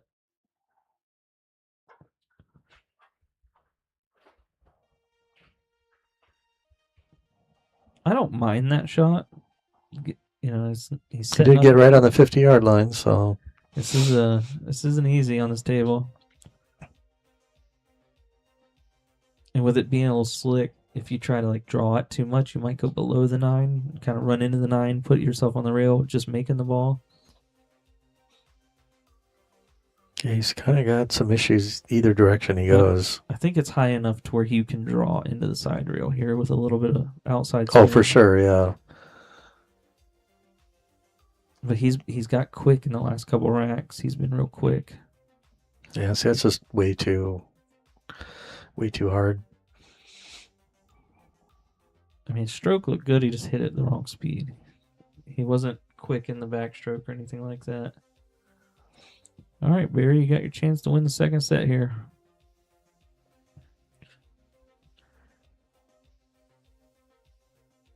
If I had to guess, I think he's going to try to roll this in.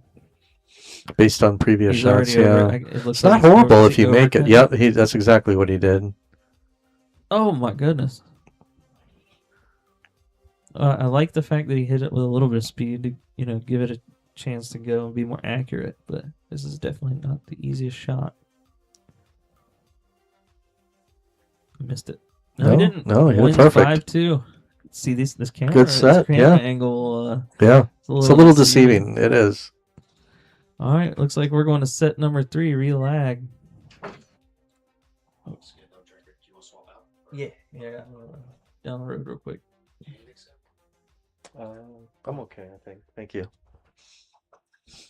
All right, seeing how this is the third set, if you're new here, they will relag.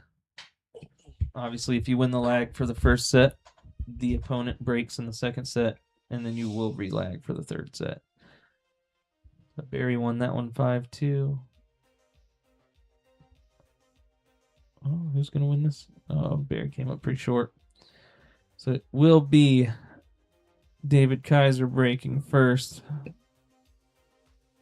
It was kind of lopsided both ways, huh? 5-0 to 5-2. All right, guys, we are playing this at the Raj Mahal. We appreciate all the support. This is the Alpha Showdown series, 12-week series, 16 players. Top 4 advance to the playoffs. And of course, the Alpha Showdown series presented by Alpha Apparel. Elevate your game. We got David Kaiser. He's going to be breaking first. And I'm going to turn this over to Doc. And I will be back in a little bit for my match.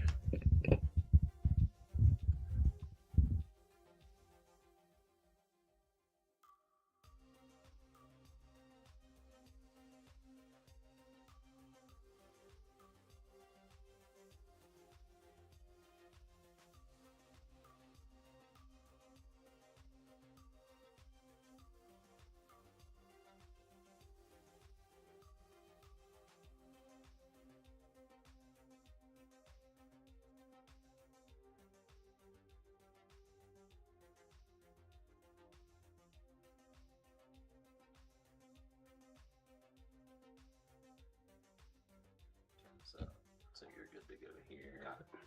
You're good to go here. Just make sure you keep the mic a little closer or not. I'll be right back.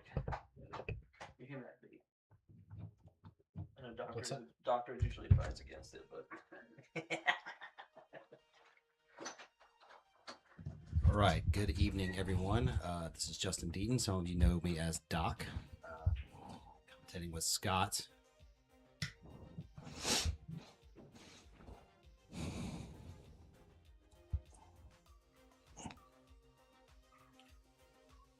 Looks like he's getting through this rack pretty good.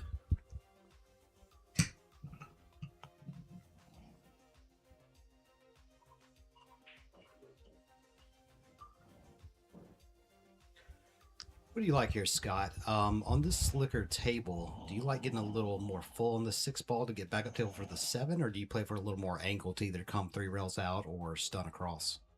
I would still play for a little angle. I don't know why he kind of drew back. He had a good stop shot previously on the other ball, but he's going to come a little. It'll be okay.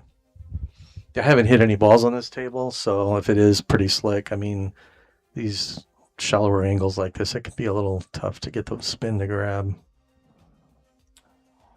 Yeah, and I agree. I played on this table last week, and it is slick, but it's not quite new. Not super slick, yeah. I don't mind if it's got a little newness to it still. It's pretty manageable, but when it's brand new and polished balls, it can react really, really funny. For sure. I had the same experience you did at the International Open last year where I hit a ball with inside English, and it lengthened out off the rail. I was shocked. Overcut the 6 ball, which is common using inside English.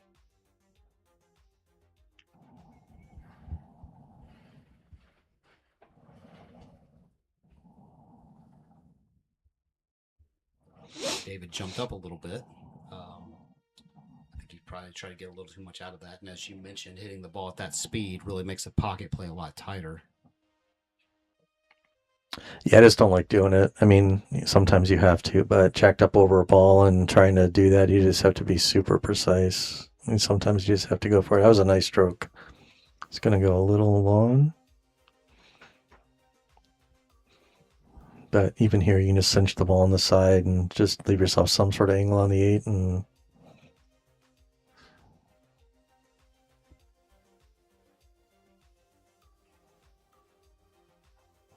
Good shot. perfect, yep.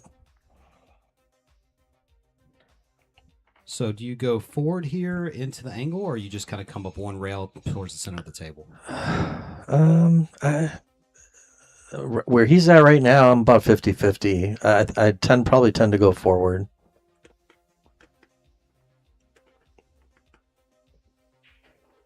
Yeah, just like that. When he hit it, he kind of just like punched through it. Or if you just stroke through it nice, it'll just kind of float down toward the 9. But worked out perfect for the other pocket. I think some people, they overhit that shot because they're afraid that it's not going to take. Right. And you just, that in the past. yeah, when we all have. I mean, you just have to trust it. And yeah. But, 1-0. Update the score.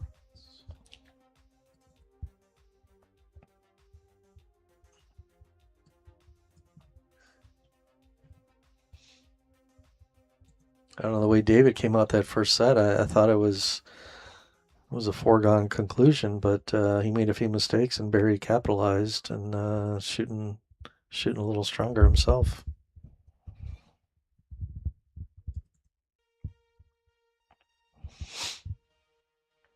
Yeah, Corey, I saw your comment. Yeah, hopefully I'll see you out there maybe on some Tuesday or you get a hold of me and we can meet up sometime. I remember playing against you back in the day. It was always fun. So let me know if you want to get together.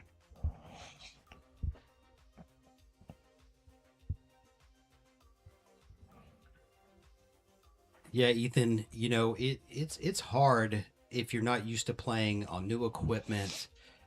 Race to 5 where one mistake could end up costing you, the set really, and it's very quiet. And this is a different kind of pressure, for lack of a better word.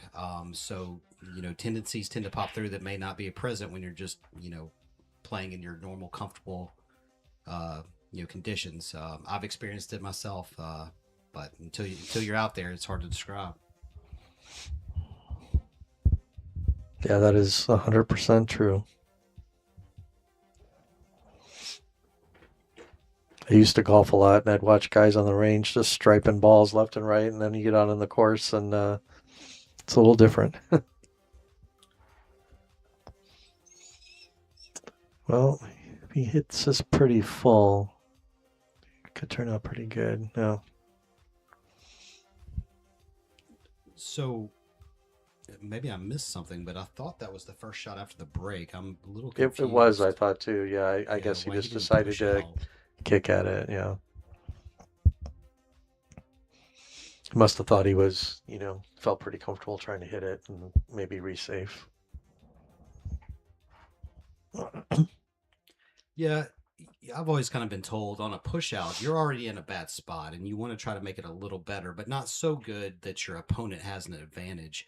So either tying a ball up or maybe if you just want a little better angle on the kick is generally my philosophy. How do you feel about push outs, Scott? Yeah, I mean, I think that's true. Again, at maybe at this level, it's not as critical, but the higher up you go, those concepts of pushing out to a jump or tying balls up is much more important because I think statistically, I forget the exact number, but you're usually at a disadvantage when you're pushing out.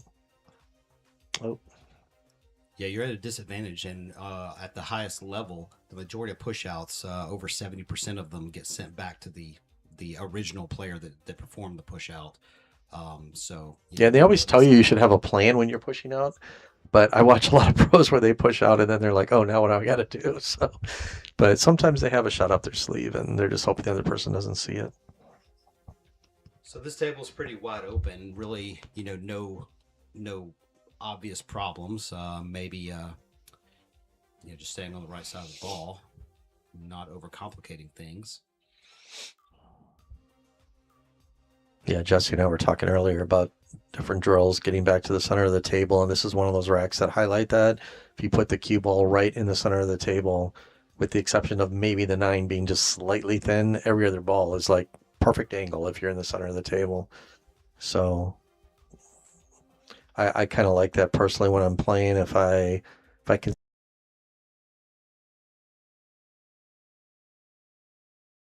see I need to get, I don't know, for me personally, it kind of frees my arm up. I'm trying to feel like you have to play for a spot.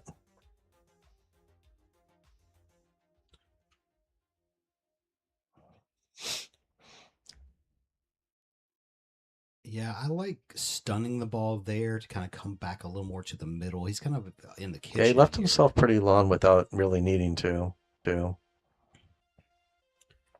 get that smooth, but that was always going to be the result without moving the cue ball. Yeah, and now he's got a recovery shot, which and jacked up over the 9. See, now me personally, I'm playing safe here. safe. Yep, I agree. It's especially jacked up over the 9. Without that, I might bank it, but jacked up and trying to twirl that ball, no, I'm not going to do it. Yeah, I think that's also there was a person in the chat earlier that was asking you how to get above that 600 level, and this is the kind of decisions. See, that's just. Yeah, no one over 600 is going to, and I don't know David's Fargo, but no one. I think he's high fives. Okay. Yeah. Yeah, so certainly maybe over 650. No one's taking kind of a flyer like that is really low percentage. I mean, he turned out okay. He didn't leave anything obvious, but yeah, you just don't want to leave it to chance. That's going to turn out okay. Yeah, and now he's clearly at the disadvantage in this rack. It's not necessarily about pocketing balls. It's about keeping control of the table. And yeah, control, by, yep. Pocketing balls and staying in line, but also, playing defensive shots. If you think about it, even at a pro level, I mean, I know in some equipment and with templates and whatever, the percentage is higher, but they did stats for tournaments back in the day, and the run-out percentage was only something like 20 or 25%. Now, again, with a magic rack and one on the spot 9 ball, these guys are so good now it might be closer to 30 or 40, but it's still not a majority. And so they win a lot of games by playing safe. Yep, making good decisions, taking control of the table.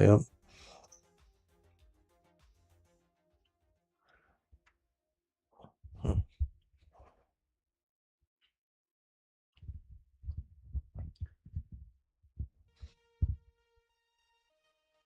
So this ball is close enough to the pocket. I might look at coming, long ways to try to pocket it, but I don't know. I mean, if you play some one pocket, there's a shot here where you come across the face of the 6 ball, kind of bank it up towards the middle diamond. Yeah, I just put it toward if he can see the edge, I just put it behind the 7 and Right. run the cue ball down table. So he hit it way too hard again. Yeah. He's also jumping up a little bit. He is, wasn't yeah. doing that earlier.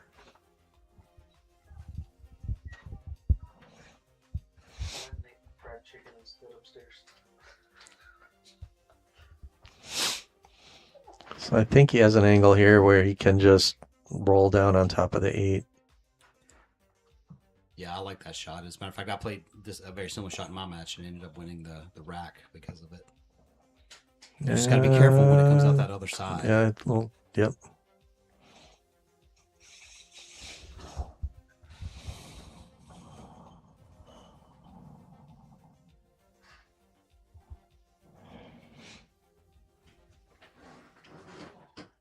This is a little tough here because it looks like the angle coming.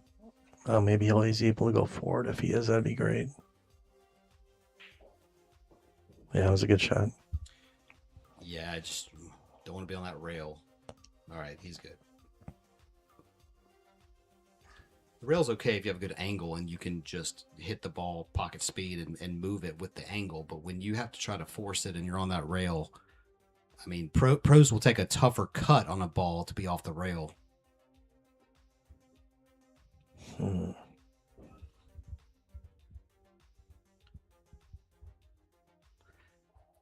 I like cutting this into the lower left. It's more natural to kind of get back above the 9. Do you come 2 rails out towards the middle, or are you stunning it off the side and back out? Just 2 rails and then going towards like above the side pocket. Gotcha. He's going the other way. This way you can do it, but now again you've got to hit it harder and you've got to go now 3 rails around. And again, he's just kind of lunging at the ball a little bit, kind of a little too hard. As a right-handed player, that bottom right pocket is kind of a blind pocket. I personally, if I had to shoot this in one of the 2 pockets for $1,000, I think I just don't make it. I'm agree. bottom left. If I was just shooting at the ball, bottom left. But for position and taking all the factors into consideration, yeah, then I'd go the other way.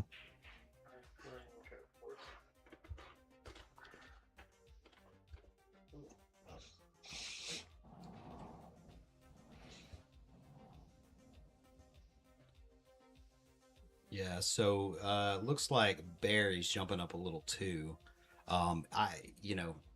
This happens at all levels. I know Thorsten Homan played a match he didn't play well, and he said when he went back and watched it, he was jumping up on every shot.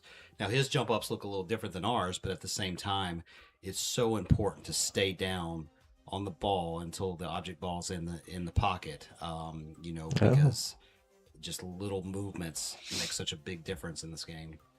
Yeah, anytime your transition is too quick or your body moves or whatever, if your tip even moves like a 0.5 millimeter, it's enough to miss some shots depending on. Okay, that was a good shot.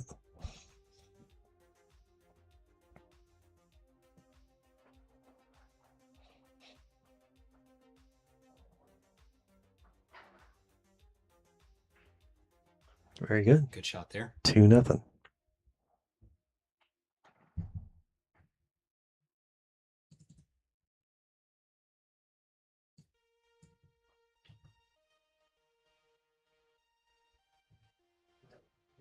If you want to hit, there's a button on the screen deck. You just click on Rock the Hall. On the left. Down. Like, See where it's hit right there. Down. Rock the Hall. Click on that. okay, got it. And then when that's done, we'll click on Alpha Showdown. Okay. And then Alpha Barrel. Go back. Then 4K. Okay. Back camera. Back camera. Got it. So you can click on Alpha Showdown now. Okay. And is the 4K? Is it?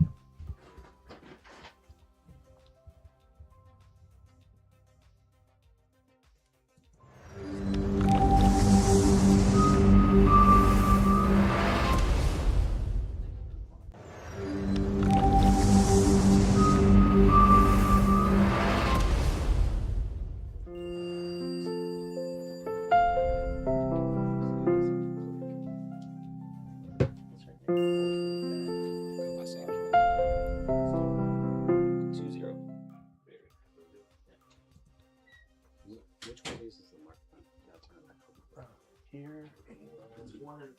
This one.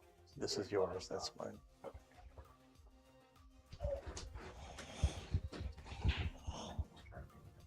All right, Barry to break from middle of the table. You know, interestingly, I played a guy, God, a couple months ago that broke from the middle of the table, but he would hit high inside English, come 2 rails out of the corner. He never made a ball predictably, but if that 9 ball got hit by the cue ball, I would say 70% of the time. It was the weirdest thing I've ever seen. I don't think I've ever seen anybody try that break, especially with the template. Yeah.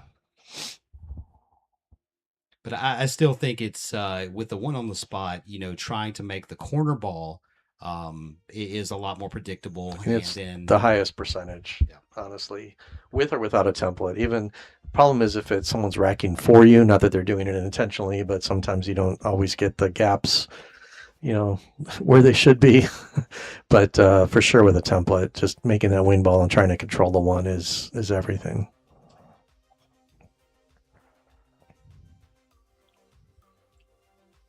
Right up on the 7, yeah.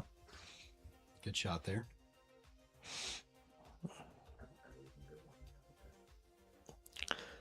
Well, you may have to go off the top rail with using a bridge, which is. What does he have? You know, if that's the only option going off the top rail, I'm maybe even looking at pushing that 4-5 ball over on top of the 8. Maybe he's going 3 rails at it. He's gonna have to put. He's gonna have to hit pretty close to the corner.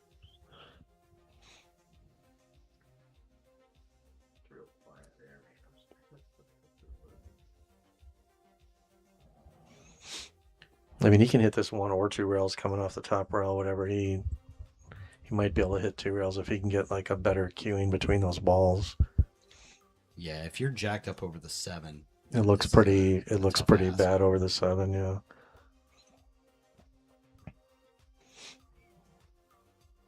Thought he was going to hit us with the air bridge there for a second. I think he's doing 2.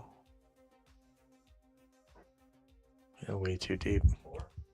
4. Yeah. Yeah, so you see it on occasion that if it's really just a tough hit, and even if you hit it, you're not really getting an advantage. Tying up balls may be a better option at times. With 3 foul, you have to be careful that they can't easily hook you on the ball and hand shot. But I think in this scenario, that would have been a consideration. Yeah, if that was me, I think I would have played the 2 rail kick at the 1, and you know, with any luck, you hit the left side of the 1, and the cue ball goes over behind the 6-9, and the 1 would go down toward the 2. But I mean, you'd have to hit it. I'd just be happy to hit it. It's not one of those kicks. I don't think that you're trying to tactically resave. You're just trying to hit the ball.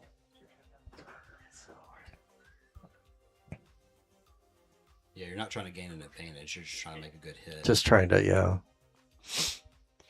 Well, you know, missed the ball. It happens. Happens to everybody. Yep.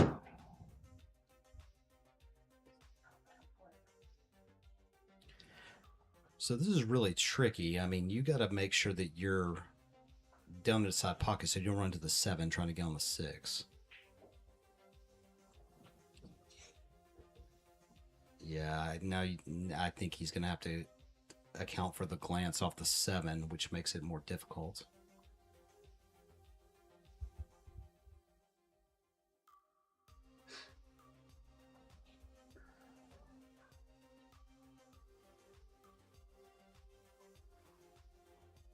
I think he's got enough room. I'm trying to look to just go forward. Might get a tiny little glance off the 7, but.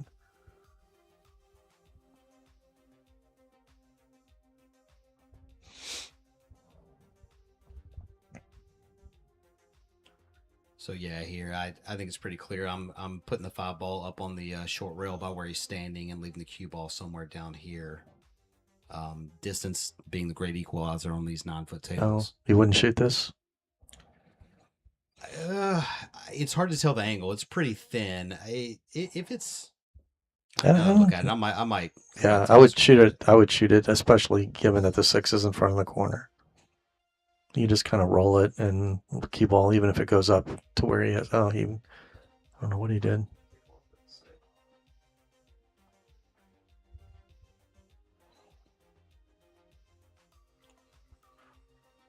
Yeah, I mean, if it was a quarter ball hit or better, I Yeah, that's I what it should kind do of that. looked like to Yeah. me. Yeah, It's hard to tell sometimes on the stream. it You is hear very people hard to say tell. it when you're watching online, and when you're actually trying to do it, it is very tricky.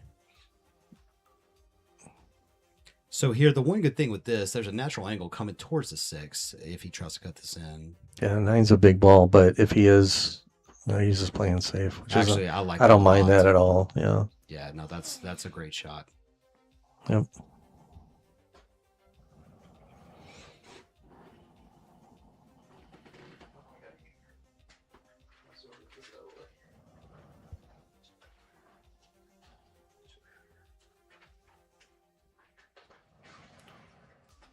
All right, tied up the 6, left straight in on the 5, but the run out's going to be tricky.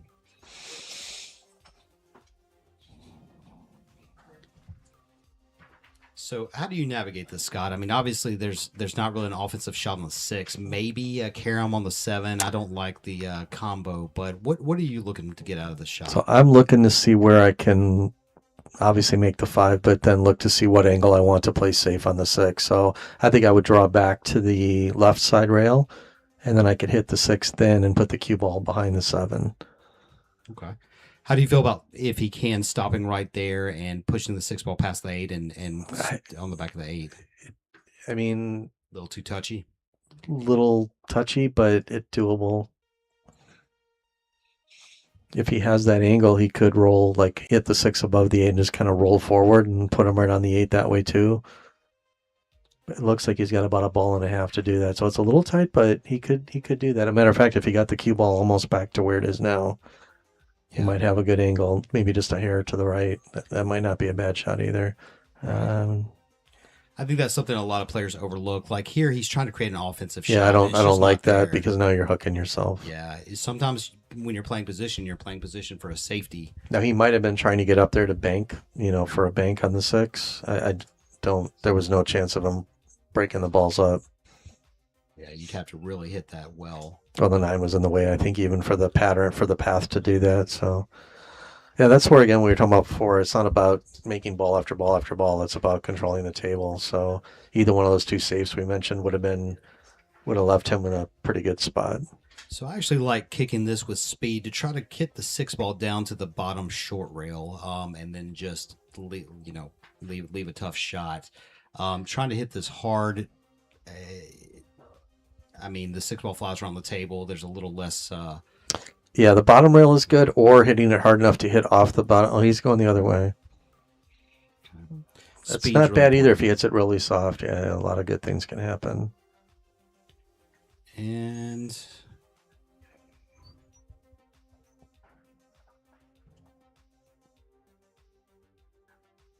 I don't know if he can make this. Yeah, I mean, it would be. maybe. It's makeable, but it would be really difficult. I would go off the edge of the 6 and just 6 is going to move a little bit up behind the 8, and then the cue ball could go behind the 7. I think trying to hit this and get your tip out of the way and everything, it's maybe I can't see the angle very well, but Yeah, it looks difficult from here. If you can only reach it with a bridge, I think that's. Yeah, it's asking for trouble. Yeah. No, I like your shot there. Looks like he's hitting it pretty full. Maybe he's just oh no. Wow. Well, that was way easier than it looked on the monitor. If you can do that, I mean, what are we talking about? That's what I would do. All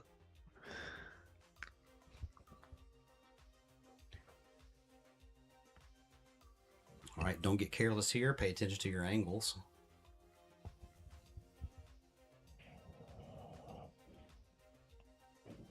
I like that.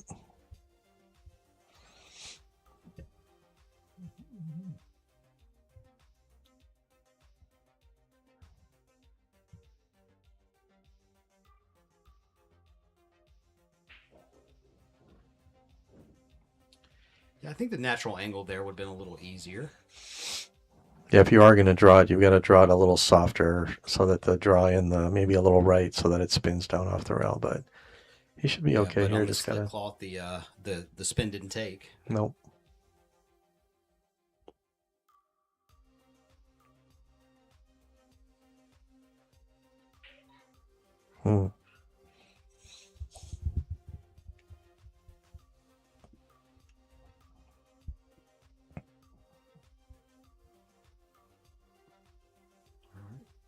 Expect David to make this. Just bear down and smooth it in.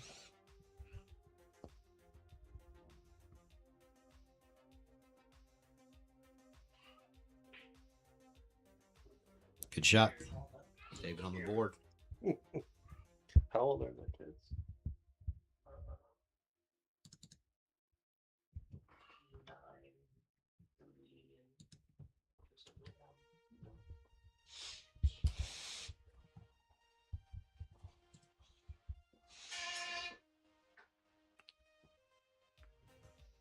There's a man himself, Raj Mustafa. Judge, designated racker. All around great guy. King referee. The president of El Raj Mahal.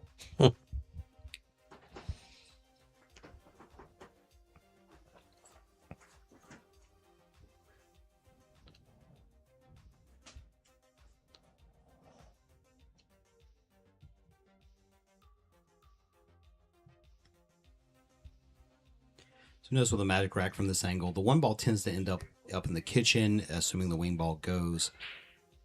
Yep.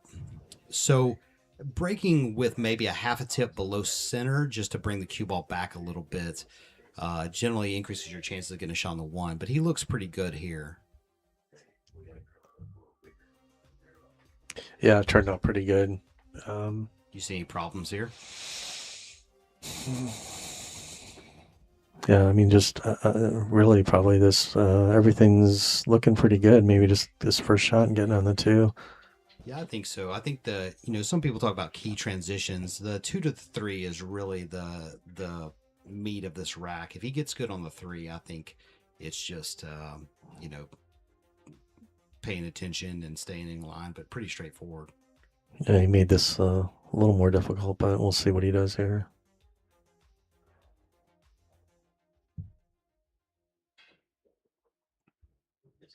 Well, miscued.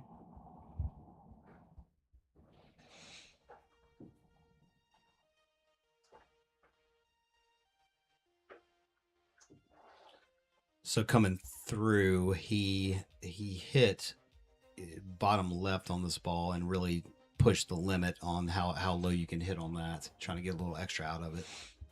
But miscues happen. It's rarely the tip. It's usually the stroke. It is what it is.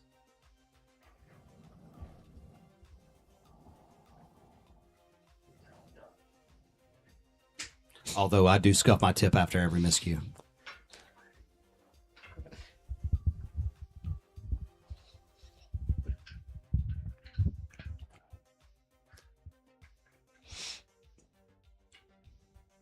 So let's see here. Drawing this ball straight back can be a little tricky.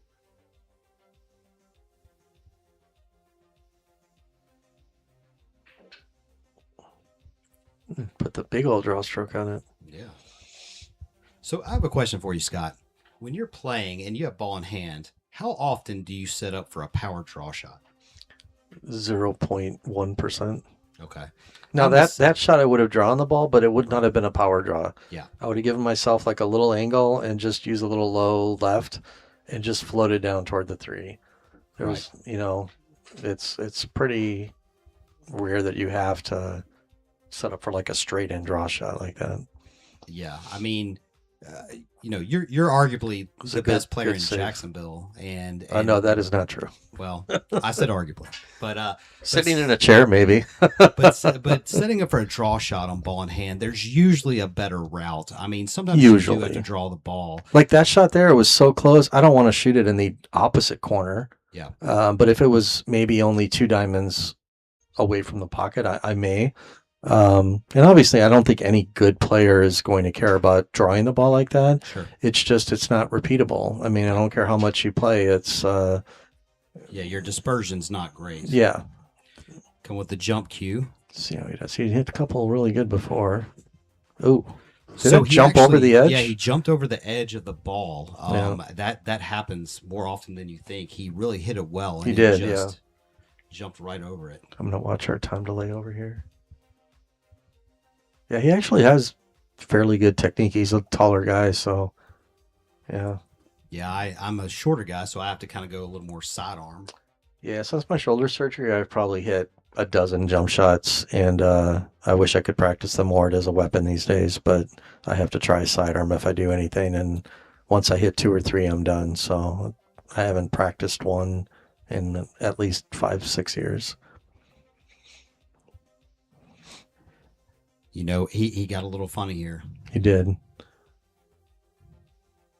I think I'm playing position off that ball to play in the Could same just side. draw it down and play the 5 up in the other corner, like up in the top right. Yeah.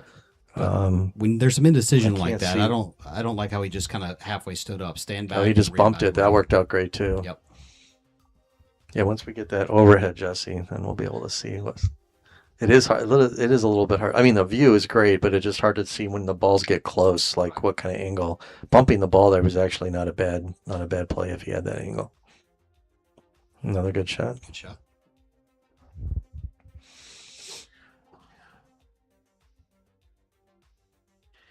I tend to get straight in on the 7 ball in the shot, not on purpose, but it just tends to happen that way. Oh, he swerved it. Yeah, you know, when you're stunning it above that side pocket, it just the margin for error is so low. I end up straight on that ball more often than not, and then it really makes the rest of the rack difficult.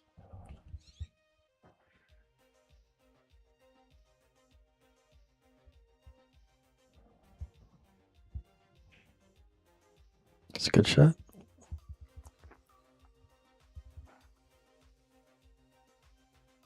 Yeah, I think he's good here.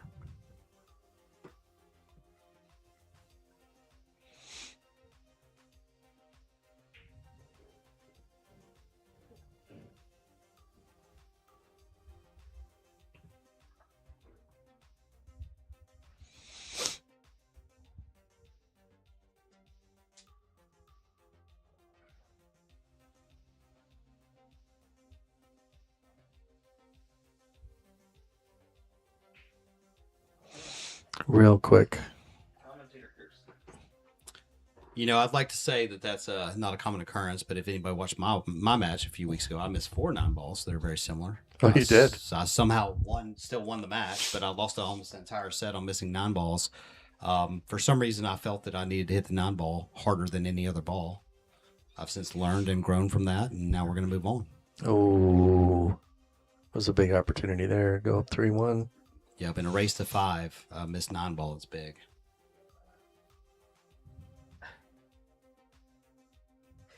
It's funny, I almost put your missed 9-ball on the intro.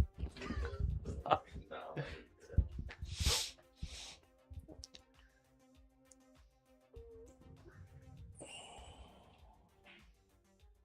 Wow. That's 3 in a row. What's the world record for missed 9-balls consecutively? I've seen a pro match where they missed 4 or 5 in a row. Yeah, I mean, tough shots, but yeah. Kachi missed a 9-ball a few months ago that I mean, I would have lost my bank account betting he would make it. I mean, it was, but anything can happen. That's why you got to shoot him out here at the slow Alpha down, Showdown. Bo. I hit that too hard, or not hard enough, depending on your view. So, barring the unthinkable. So to me, in that position, I'm either going to bank it to go twice in case I miss, or I'm going to bank it to leave it in the middle of the rail, All right. or preferably just make it. But Contrary to what you've seen, you don't get points for missed 9-balls in this format. All right. So David ties it up at 2 apiece. Up next, we have 2 really good players. Jesse Link, who's a top 3 player in Jacksonville, bottom 3 golfer, but he's fun to watch. And then also Rod Galan, who's been around the game for a long time. Used to work with Predator. I played him a few times myself. He's a tough player, I'll tell you that. I think Jesse's going to have his hands full.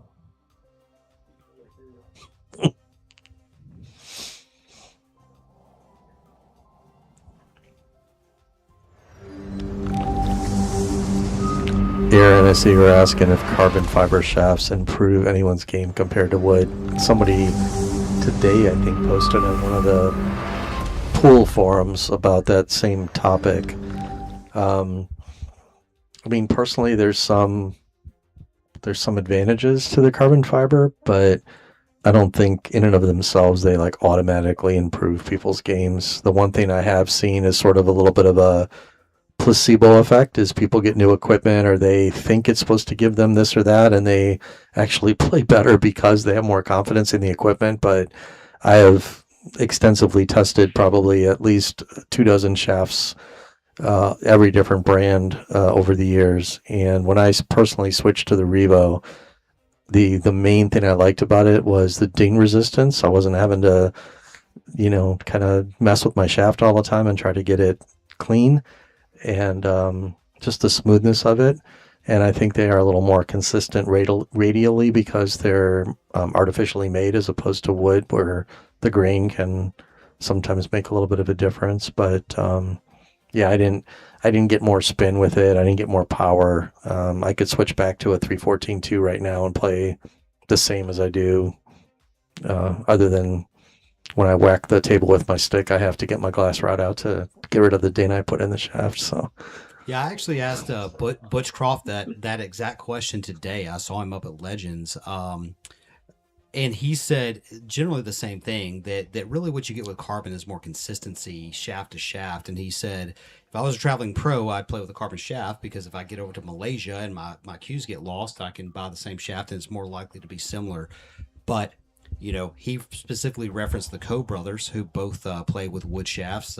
yeah, they've never played with carbon. They've never played with carbon. A lot of Taiwanese players and things only play with wood. And if you can play better than those guys, then by all means. I will tell you, I had a Zen Q for a while, and those Zen shafts, they're super expensive. The Red Dragon shafts they have, they're like $750 or $800 a piece. They play phenomenal. They are not super low deflection though, but the hit and the feel of that wood is amazing. But they are higher deflection than your typical like Predator type shaft, low deflection. But Yeah. they doesn't matter, right? If it deflects a little more, but you've tuned your game for that, then they have no problem with it. Right. Yeah, 100%. Although the Oh yeah, it he moved. he did hit the two ball. The last thing I'll say about that is, as far as maple shafts go, if you are a wood enthusiast, as Scott said, the 314-2 shaft, in my opinion, is the best maple shaft ever made. I still have one, and on occasion consider going back to it. It's just, I don't know what it is about it. I don't know what the secret sauce is, but it's a fantastic shaft. I will tell you one to try that's better. The Mez. Mez makes The WX. WX 700. They also have a couple other ones depending on your like or dislike. But for me, the WX 700, it feels a little more like a traditional maple shaft, but it has the same deflection properties of like the 314-3.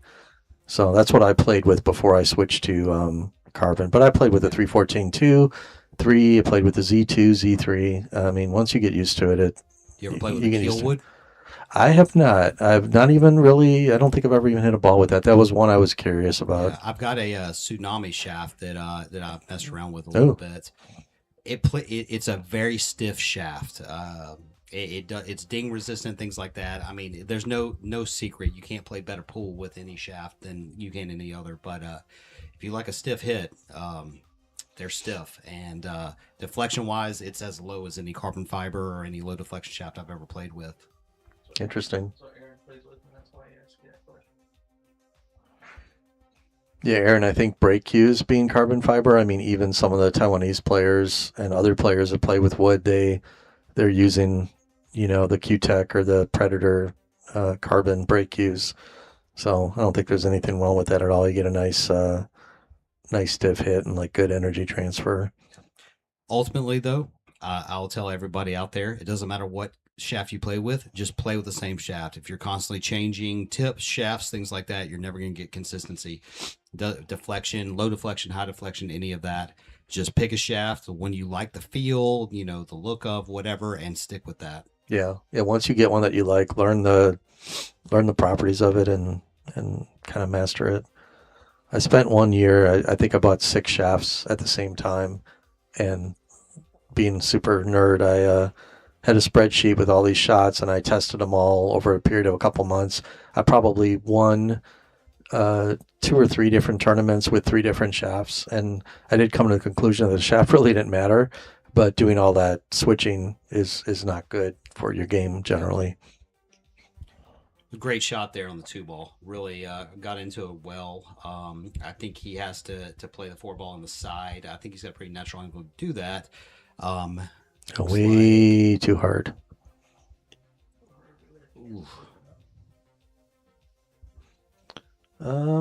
Might be okay. Yeah, he may be able to come into the backside of the 7.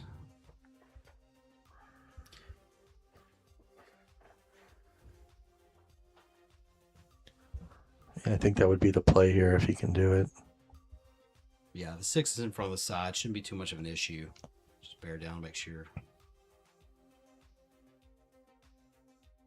Yeah, so that's something that happens sometimes. When you're trying to hold the ball, you subconsciously hit it a little fuller, trying to hold the cue ball, as opposed to just accepting the angle you have and take what you get. Common. The miss on that shot was going to be full always.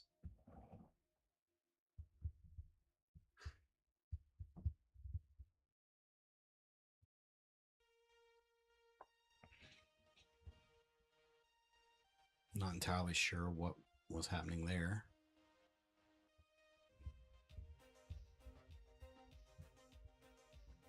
So what are you doing, Scott? You banking this, or are you putting it up by the top diamond and bring the cue ball down table? I might bank this one. It's pretty natural and in good shape on the 5. Unless you hit it that hard. So maybe I'll just kind of roll that in a little bit more. But yeah, if I didn't feel comfortable with the bank, didn't have a good angle to get on the next ball, then I would just play safe, put the cue ball down where it is. Yeah, people tend to hit banks harder because it straightens up and the angle that it rebounds is a little more predictable. But at the end of the day, you don't win the game by making the 4-ball. You win the game by running. It is the right way to make the bank, but you have to learn how to not super slow roll them, but hit them a little softer for position. All right. Well, after that shot, he's off and running.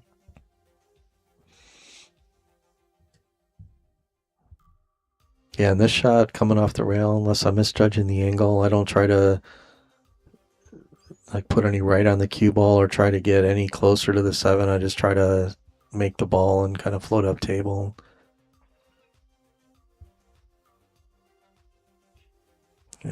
Undercut it. I think he should have hit it a little harder and come off the top rail, but yeah, I agree. And again, trying to hold the cue ball, he missed it thick, which is just subconscious. It is. You see it on every level. Sometimes you overcut a ball to get more movement out of the cue ball, undercut it to try to hold a little more, but ultimately you just got to accept it. So what's the shot here? Tough spot. I mean, he could follow forward. I don't know that he can do that. I don't know. I mean, high inside 2 rails is a little tough. All right, take what he can get. If he likes something from here, great. If the 8's not in the way, you can just bank it.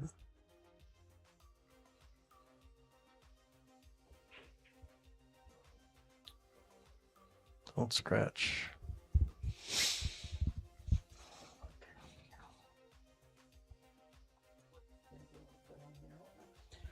So this is something else that people get in trouble with. 3 balls, everything's open, kind of lose focus a little bit. You really have to pay attention here, and not get funny on these balls. Yeah, see, I don't like this. No, well, I would never draw this. It's not horrible, but because of where the 8 is, but I still wouldn't draw it. No, I like to use rails as reference, and there's no way you couldn't pay me to draw this ball. I mean, you hit it fine. I mean, you are, as long as you're aiming for middle table-ish, you're okay, but I still just, I don't know. No, I'm putting it against the long rail, coming 2 rails out to the middle of the table, and I feel like my dispersion. It's more natural. It's like you can roll the ball that way. Yep. It's like throwing a baseball underhanded versus fast pitch, just more consistent. But he should be good here.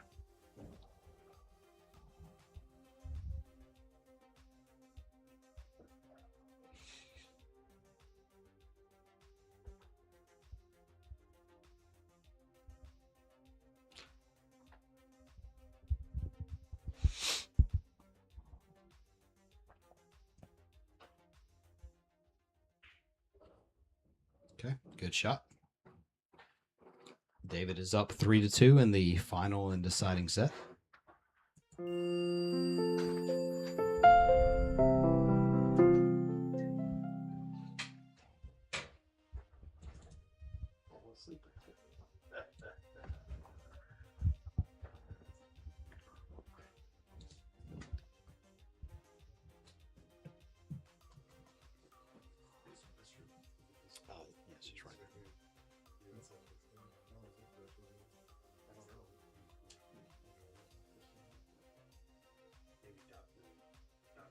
Yes, he's right.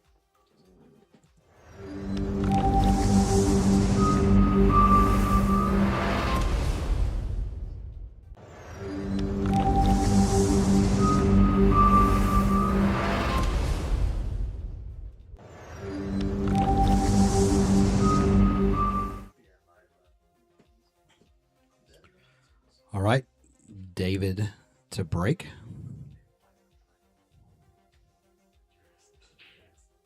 Okay, solid hit. A little above center. Made the wing ball.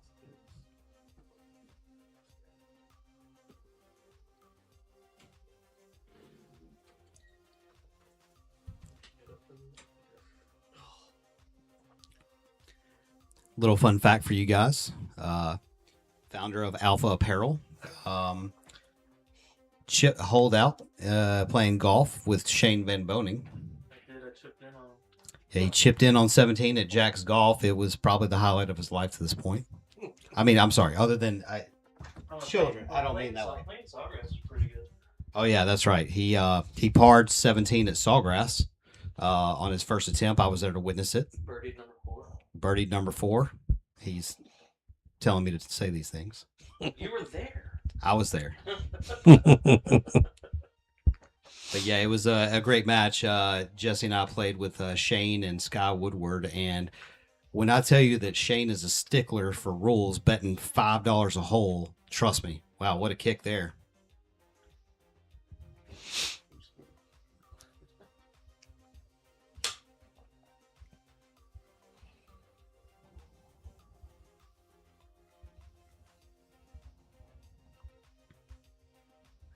Wow. The shape.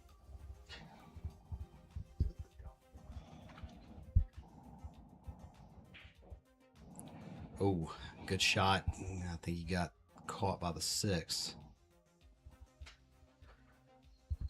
So this brings up something that came up last week.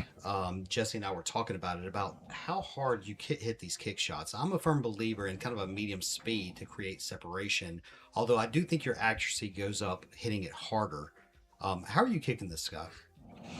Yeah, I mean it depends on the shot, but I'm usually probably between a soft and medium speed is what I'm usually trying to do. Like a 5-6 out of 10 at most? Like a 3-4 out of 10. Okay. Yeah. Oh, he's going to go for the jump. Cut Hit it it. super thin. And ooh. Yep. Clean living. Aaron says you hustled a scratch golfer out of $80. I did. He gave me a stroke. Oh, was that Aaron you were playing? No. Oh, On my team. Oh, okay. And we were playing 2 scratch golfers for. It ended up in the last hole we were betting like 320 or something like that. Oh, wow. And I had a 275-yard drive onto the Coquina cart path, and I had like a 70-yard shot in, and I put it to like 4 inches off the Coquina because he wouldn't give me relief. No way. I just noticed Kyle Smith in there has a beautiful Zen cue. Yes, he does. I've hit with it. It hits, God, it's hard to describe. Also, too, I'm going to knock Aaron's action. If anybody wants to play golf with him, he is in fact a scratch golfer. Don't let him tell you otherwise. He will gamble with any pro.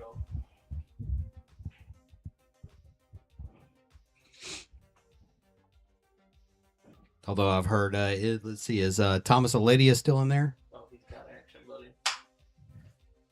I'll let Aaron play Thomas all day. Jesse's offering to back Aaron playing Thomas 1,000 a hole. Steep there. We may have added the 1,000 a hole at the end, but Oh, my bad. 20 a hole. that was good out. Great out there. You know, Yeah. he's picked up his pace a little bit. He's staying down. Yeah, those last couple shots he stroked real nice. Yeah.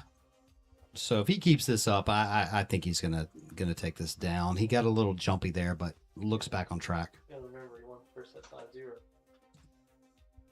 But Barry's a grinder. I mean, he won the second set, so it's not over yet.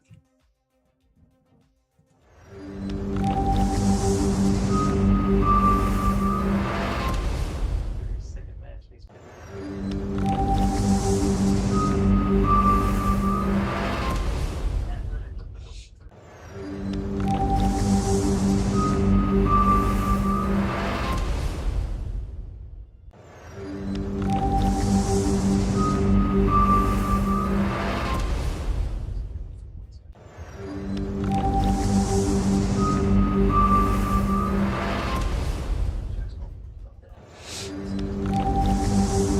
I used to. I was at 3. I don't play anymore. Yeah, to my elbow. Yeah, I used to play a lot. As a matter of fact, I played with Butch and Hoppy back in the day a couple times, and yeah, it was. Went to Top Golf for somebody's birthday party maybe a year ago, and I grabbed a driver and I went to hit the first ball, and I felt like my arm was going to rip off. And then I'm like, well, maybe I just, hadn't played in a while, like years. So I thought maybe I just squeezed the club funny or whatever. So I went to hit another ball and it hurt worse. And I'm like, nope, not going to do it. Sat there and ate food and watched everybody hit balls. I miss it. I love playing. Yeah, Kyle, I saw that. Yeah, just let me know when you're available. I'm very light work week next week, unless my bosses are listening, in which case I'm super busy. But yeah, I'm pretty free. So if you want to meet up so we can get together, that'd be great. You know why he's playing so much better? Kyle, no, I sold my Zen, and I want to hit with his again because I may either buy his or I may buy another one.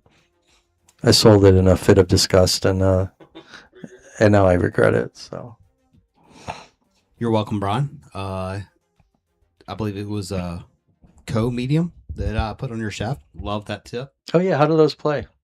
Fantastic. I have not tried one of those. I mean, that's my go-to tip. Oh, good. I'll have to check it out. I'm actually due for one on mine pretty soon. I used to, again, just being an instructor and being a pool student or whatever, I just love trying different things. So I used to try every tip that came out just to see what they felt like. But because I haven't been playing that seriously lately, I've just had the same tip on my cube probably for a year now, which is way too long. But Yeah, it's I'd say definitely give it a try. The medium is it's a good crisp hit, still grips the ball well. Yeah, I would if you're in the market for a tip, I would try that next. I've played them all, the Zan Hybrid Max, all of them.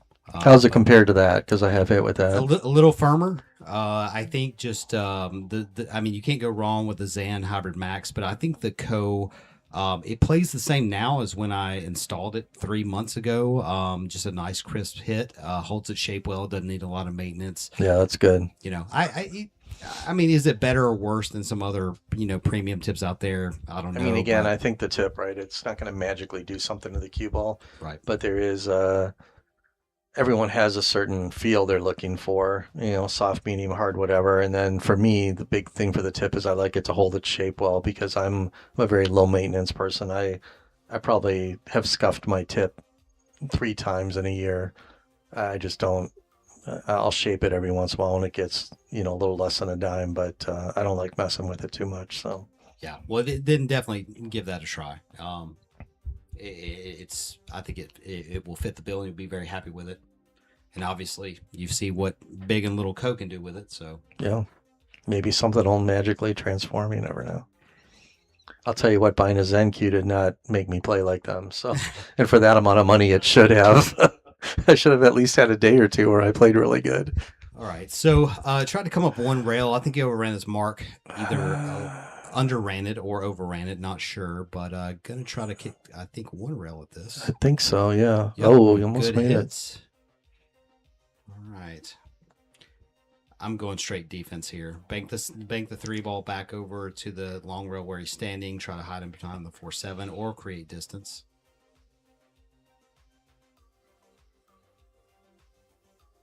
Yep. That's my shot. Guy jumps it in and runs out. More power to him. 100%. Now, I would not play that shot like in a professional tournament because those guys are actually pretty good at jumping and making that ball and running out. And so I would have sent the cue ball up table. But yeah, as a quick, easy safe, especially for like intermediate players to hit. I mean, most people around here, if they're using a jump cue, they're not going to make that ball and run out. Agreed. As I say that, he'll probably just, oh no, okay, thank you. You also could have played it a little more to get close to that 5 ball, but You yeah, I could, mean, you're yeah. playing an 800 plus Fargo. I mean, honestly, in my opinion, if you're playing somebody 200 plus Fargo points above you, you probably just need to be aggressive. You're not going to outmove them. I mean, just maybe even take the bank there.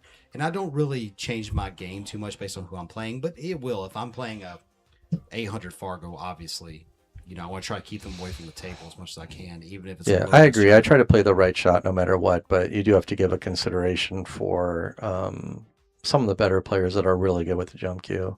My last match at the International, I played a 792 Fargo, a guy from Taiwan, and I was up on him 5-2, and I was playing pretty well, making just all good decisions and took advantage of everything. And I played safe on him. I would do it again 100% of the time. I played a multi-rail safe. I left him maybe 6 inches from the ball, jumped over it, made it, ran out. 2 racks later, I played another safe again. I would have done it 100%. Did the same thing to me again. Then the third time he jumps over a ball, hits the 4, and knocks the 9 in. And then the fourth time he jumps over. So I go from 5-2 up to being like 8-5 down.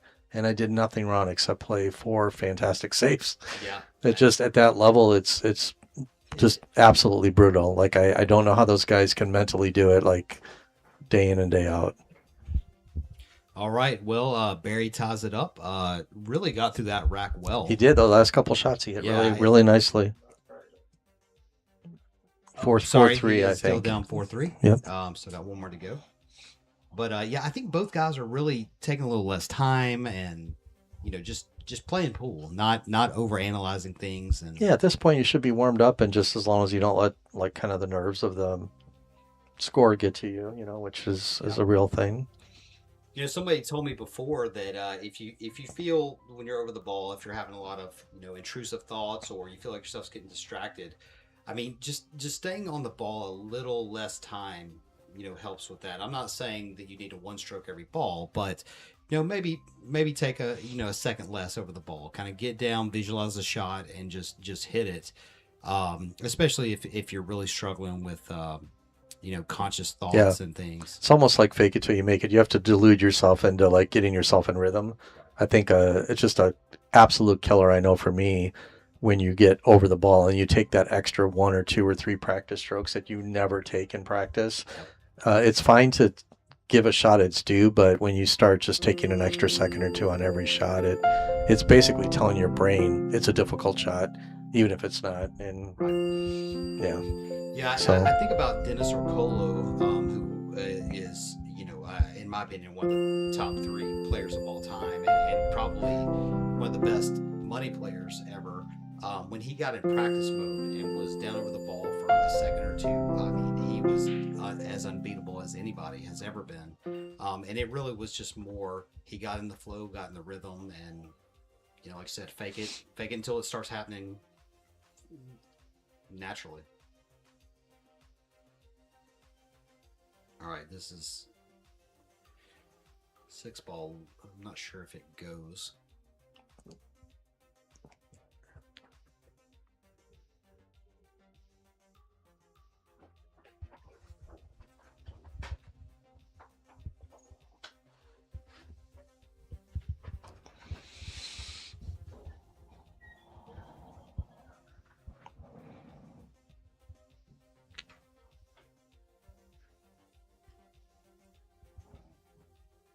So I think Harry's just gotta roll it in and get underneath the 3. It's a good shot.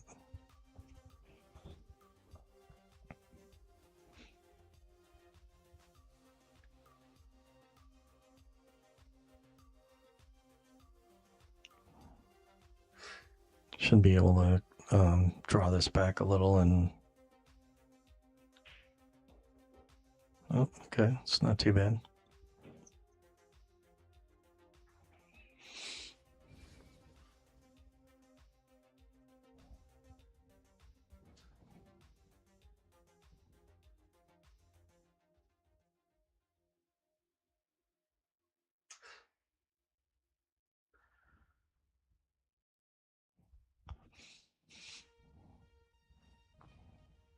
Looks like he might be trying to go into those balls here. Or maybe he's just floating up.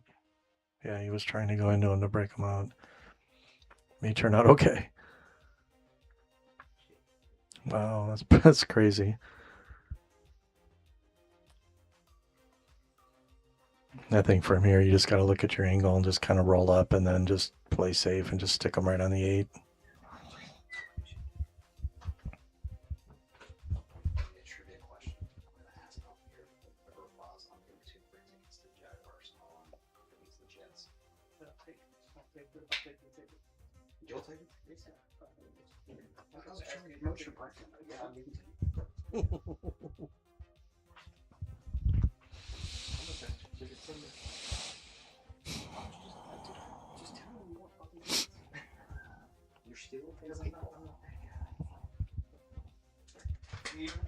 Yeah, no problem going to Sawgrass.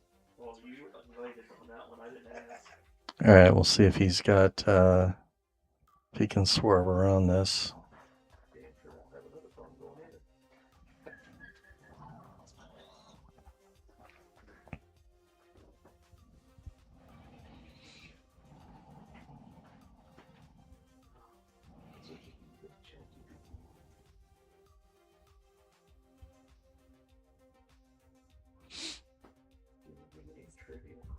If he can't swerve around this, then, oh, he's doing 2 rails that way. Ooh. I missing that ball long like that. Come on, when it lengthens out off that second rail. God, I don't know how many times I've done that. It's just It's tough to judge, especially if the table's playing a little slick.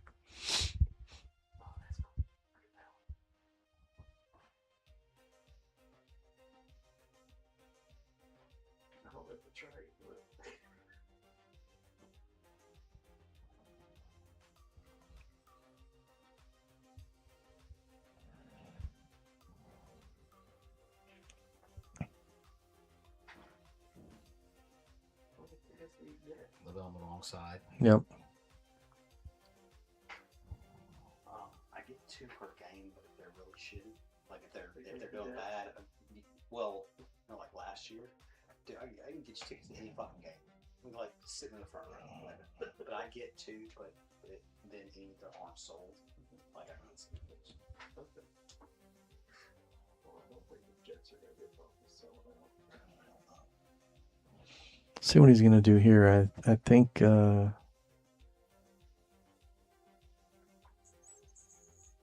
he could follow forward or he could drive. Side, but nothing. He drew it back. Yeah. He's one of those guys that have that stroke where it looks like he's gonna play top and then he'll play bottom. Yeah. Yeah. There's a couple guys in the series that do that. That drives me crazy. Well, I think now you just play a nice smooth bank and could just come around with the cue ball.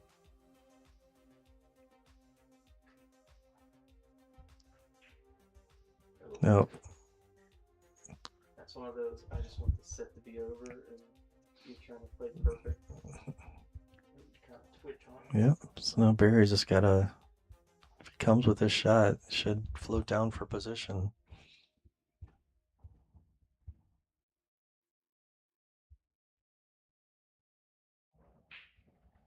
Oh, it's going.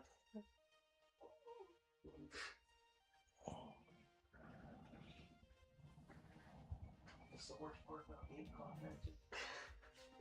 that they're not 8 o'clock. He wants to bottle, so his first set took 35 minutes. And that was like, Oh, decelerated on that. Yeah. That's a little tough from the angle I can see. Is I think he can bank this in pretty easily. Maybe if he sticks the cue ball right there, it'd be about. Should I be a think so. good shot. It looks like a straightish kind of bank. Yeah, and really. Oh, he powered it. Okay. Now he's on the other side.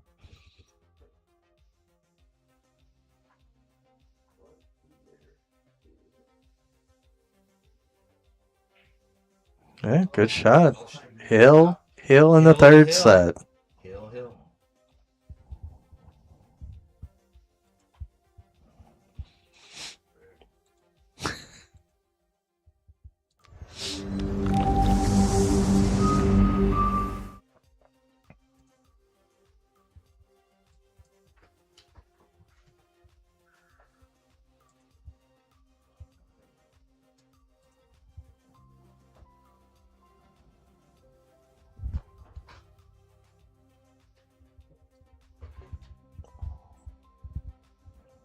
Thanks, Brian. I just turned up the other one.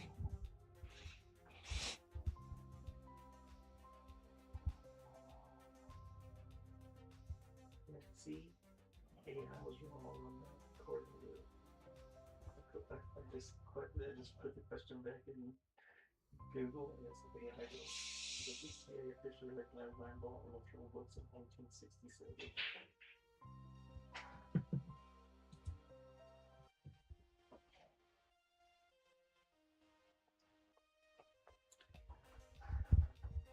As usual, Hill rack has a bunch of problems.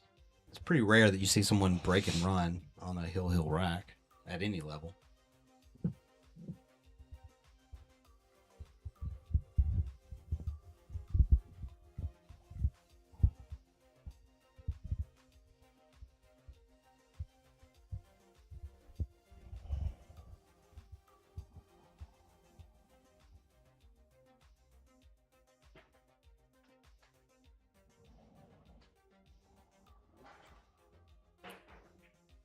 Great shot. Great shot, broke it up. I mean, couldn't ask for much more than that.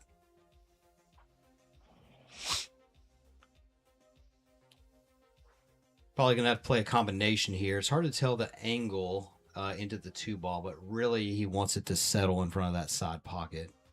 Yeah, it looks pretty like straightish from here, but yep. Doable.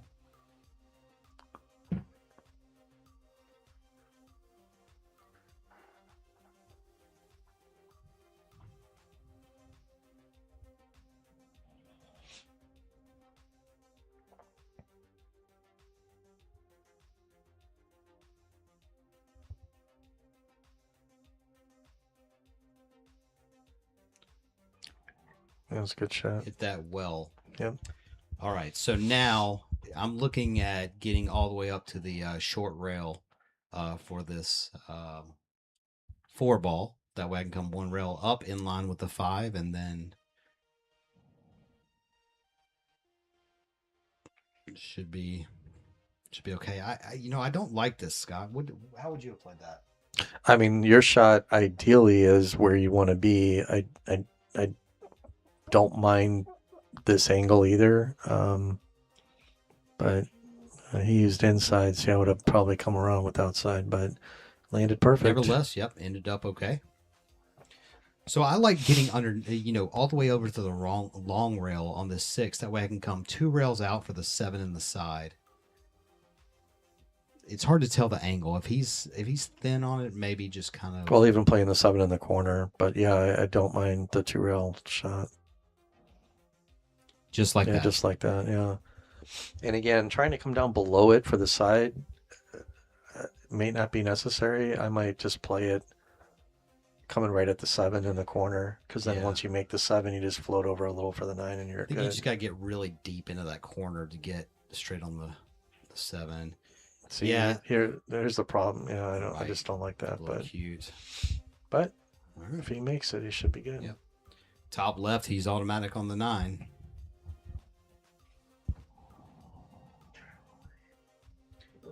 I don't roll this. I stun it over to the side.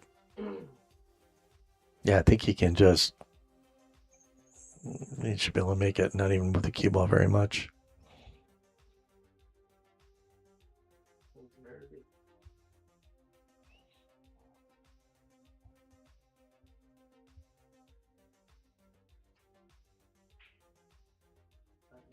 Yep. All right, just a little announcement for everybody. In between this match and the next match, if you stay tuned, we're going to be having a little trivia question. Whoever gets it right gets 2 tickets to the Chargers versus the Jaguars on Sunday, November 16th. Compliments of Alpha Apparel. So stay tuned as soon as this match is over. We'll do the question at the start of the second set. Of like, that way you know what I mean? What the- So it looks like he was playing a safe here, and it turned out fantastic. You know, Nick Varner said on shots like this, I would rather not be able to see the ball because I feel like I do better when I kick at it. But, you know, that's hard to do when you can see the full ball. I like mean, this is just to hit. bankable, but yeah, it's No. I off the rail like that. That's asking a lot. I think I'm coming off the right side of the 7 trying to create distance. This is Or just a half ball hit, and he went for it. Wow, that's a lot. Sell out. That's a lot. All right, Barry. Gotta respect the going for it. Well, this looks pretty natural here. The trivia category is Egyptian history 3 to 400 BC. What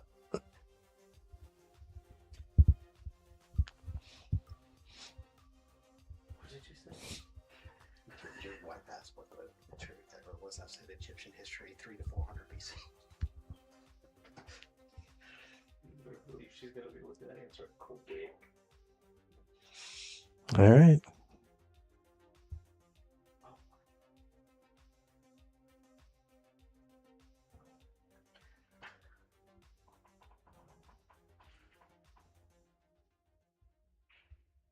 And there you have it. Barry Wow. Isbell takes it down. Nice stroke on that last 9 ball. So easy to get nervy on that. He hit that really nice. All right, we will be taking a short intermission while Jesse and Rod warm up. We'll be back. And actually, we will be giving the tickets away between the first and the second set. So stay tuned. These are lower level tickets, section 133, about 10 rows off the field, a 30-yard line. They are my personal tickets that I'm donating to Alpha Apparel. So stay tuned. I'll be asking a question. First one to answer in the chat will get the tickets. My answer is the Pharaoh.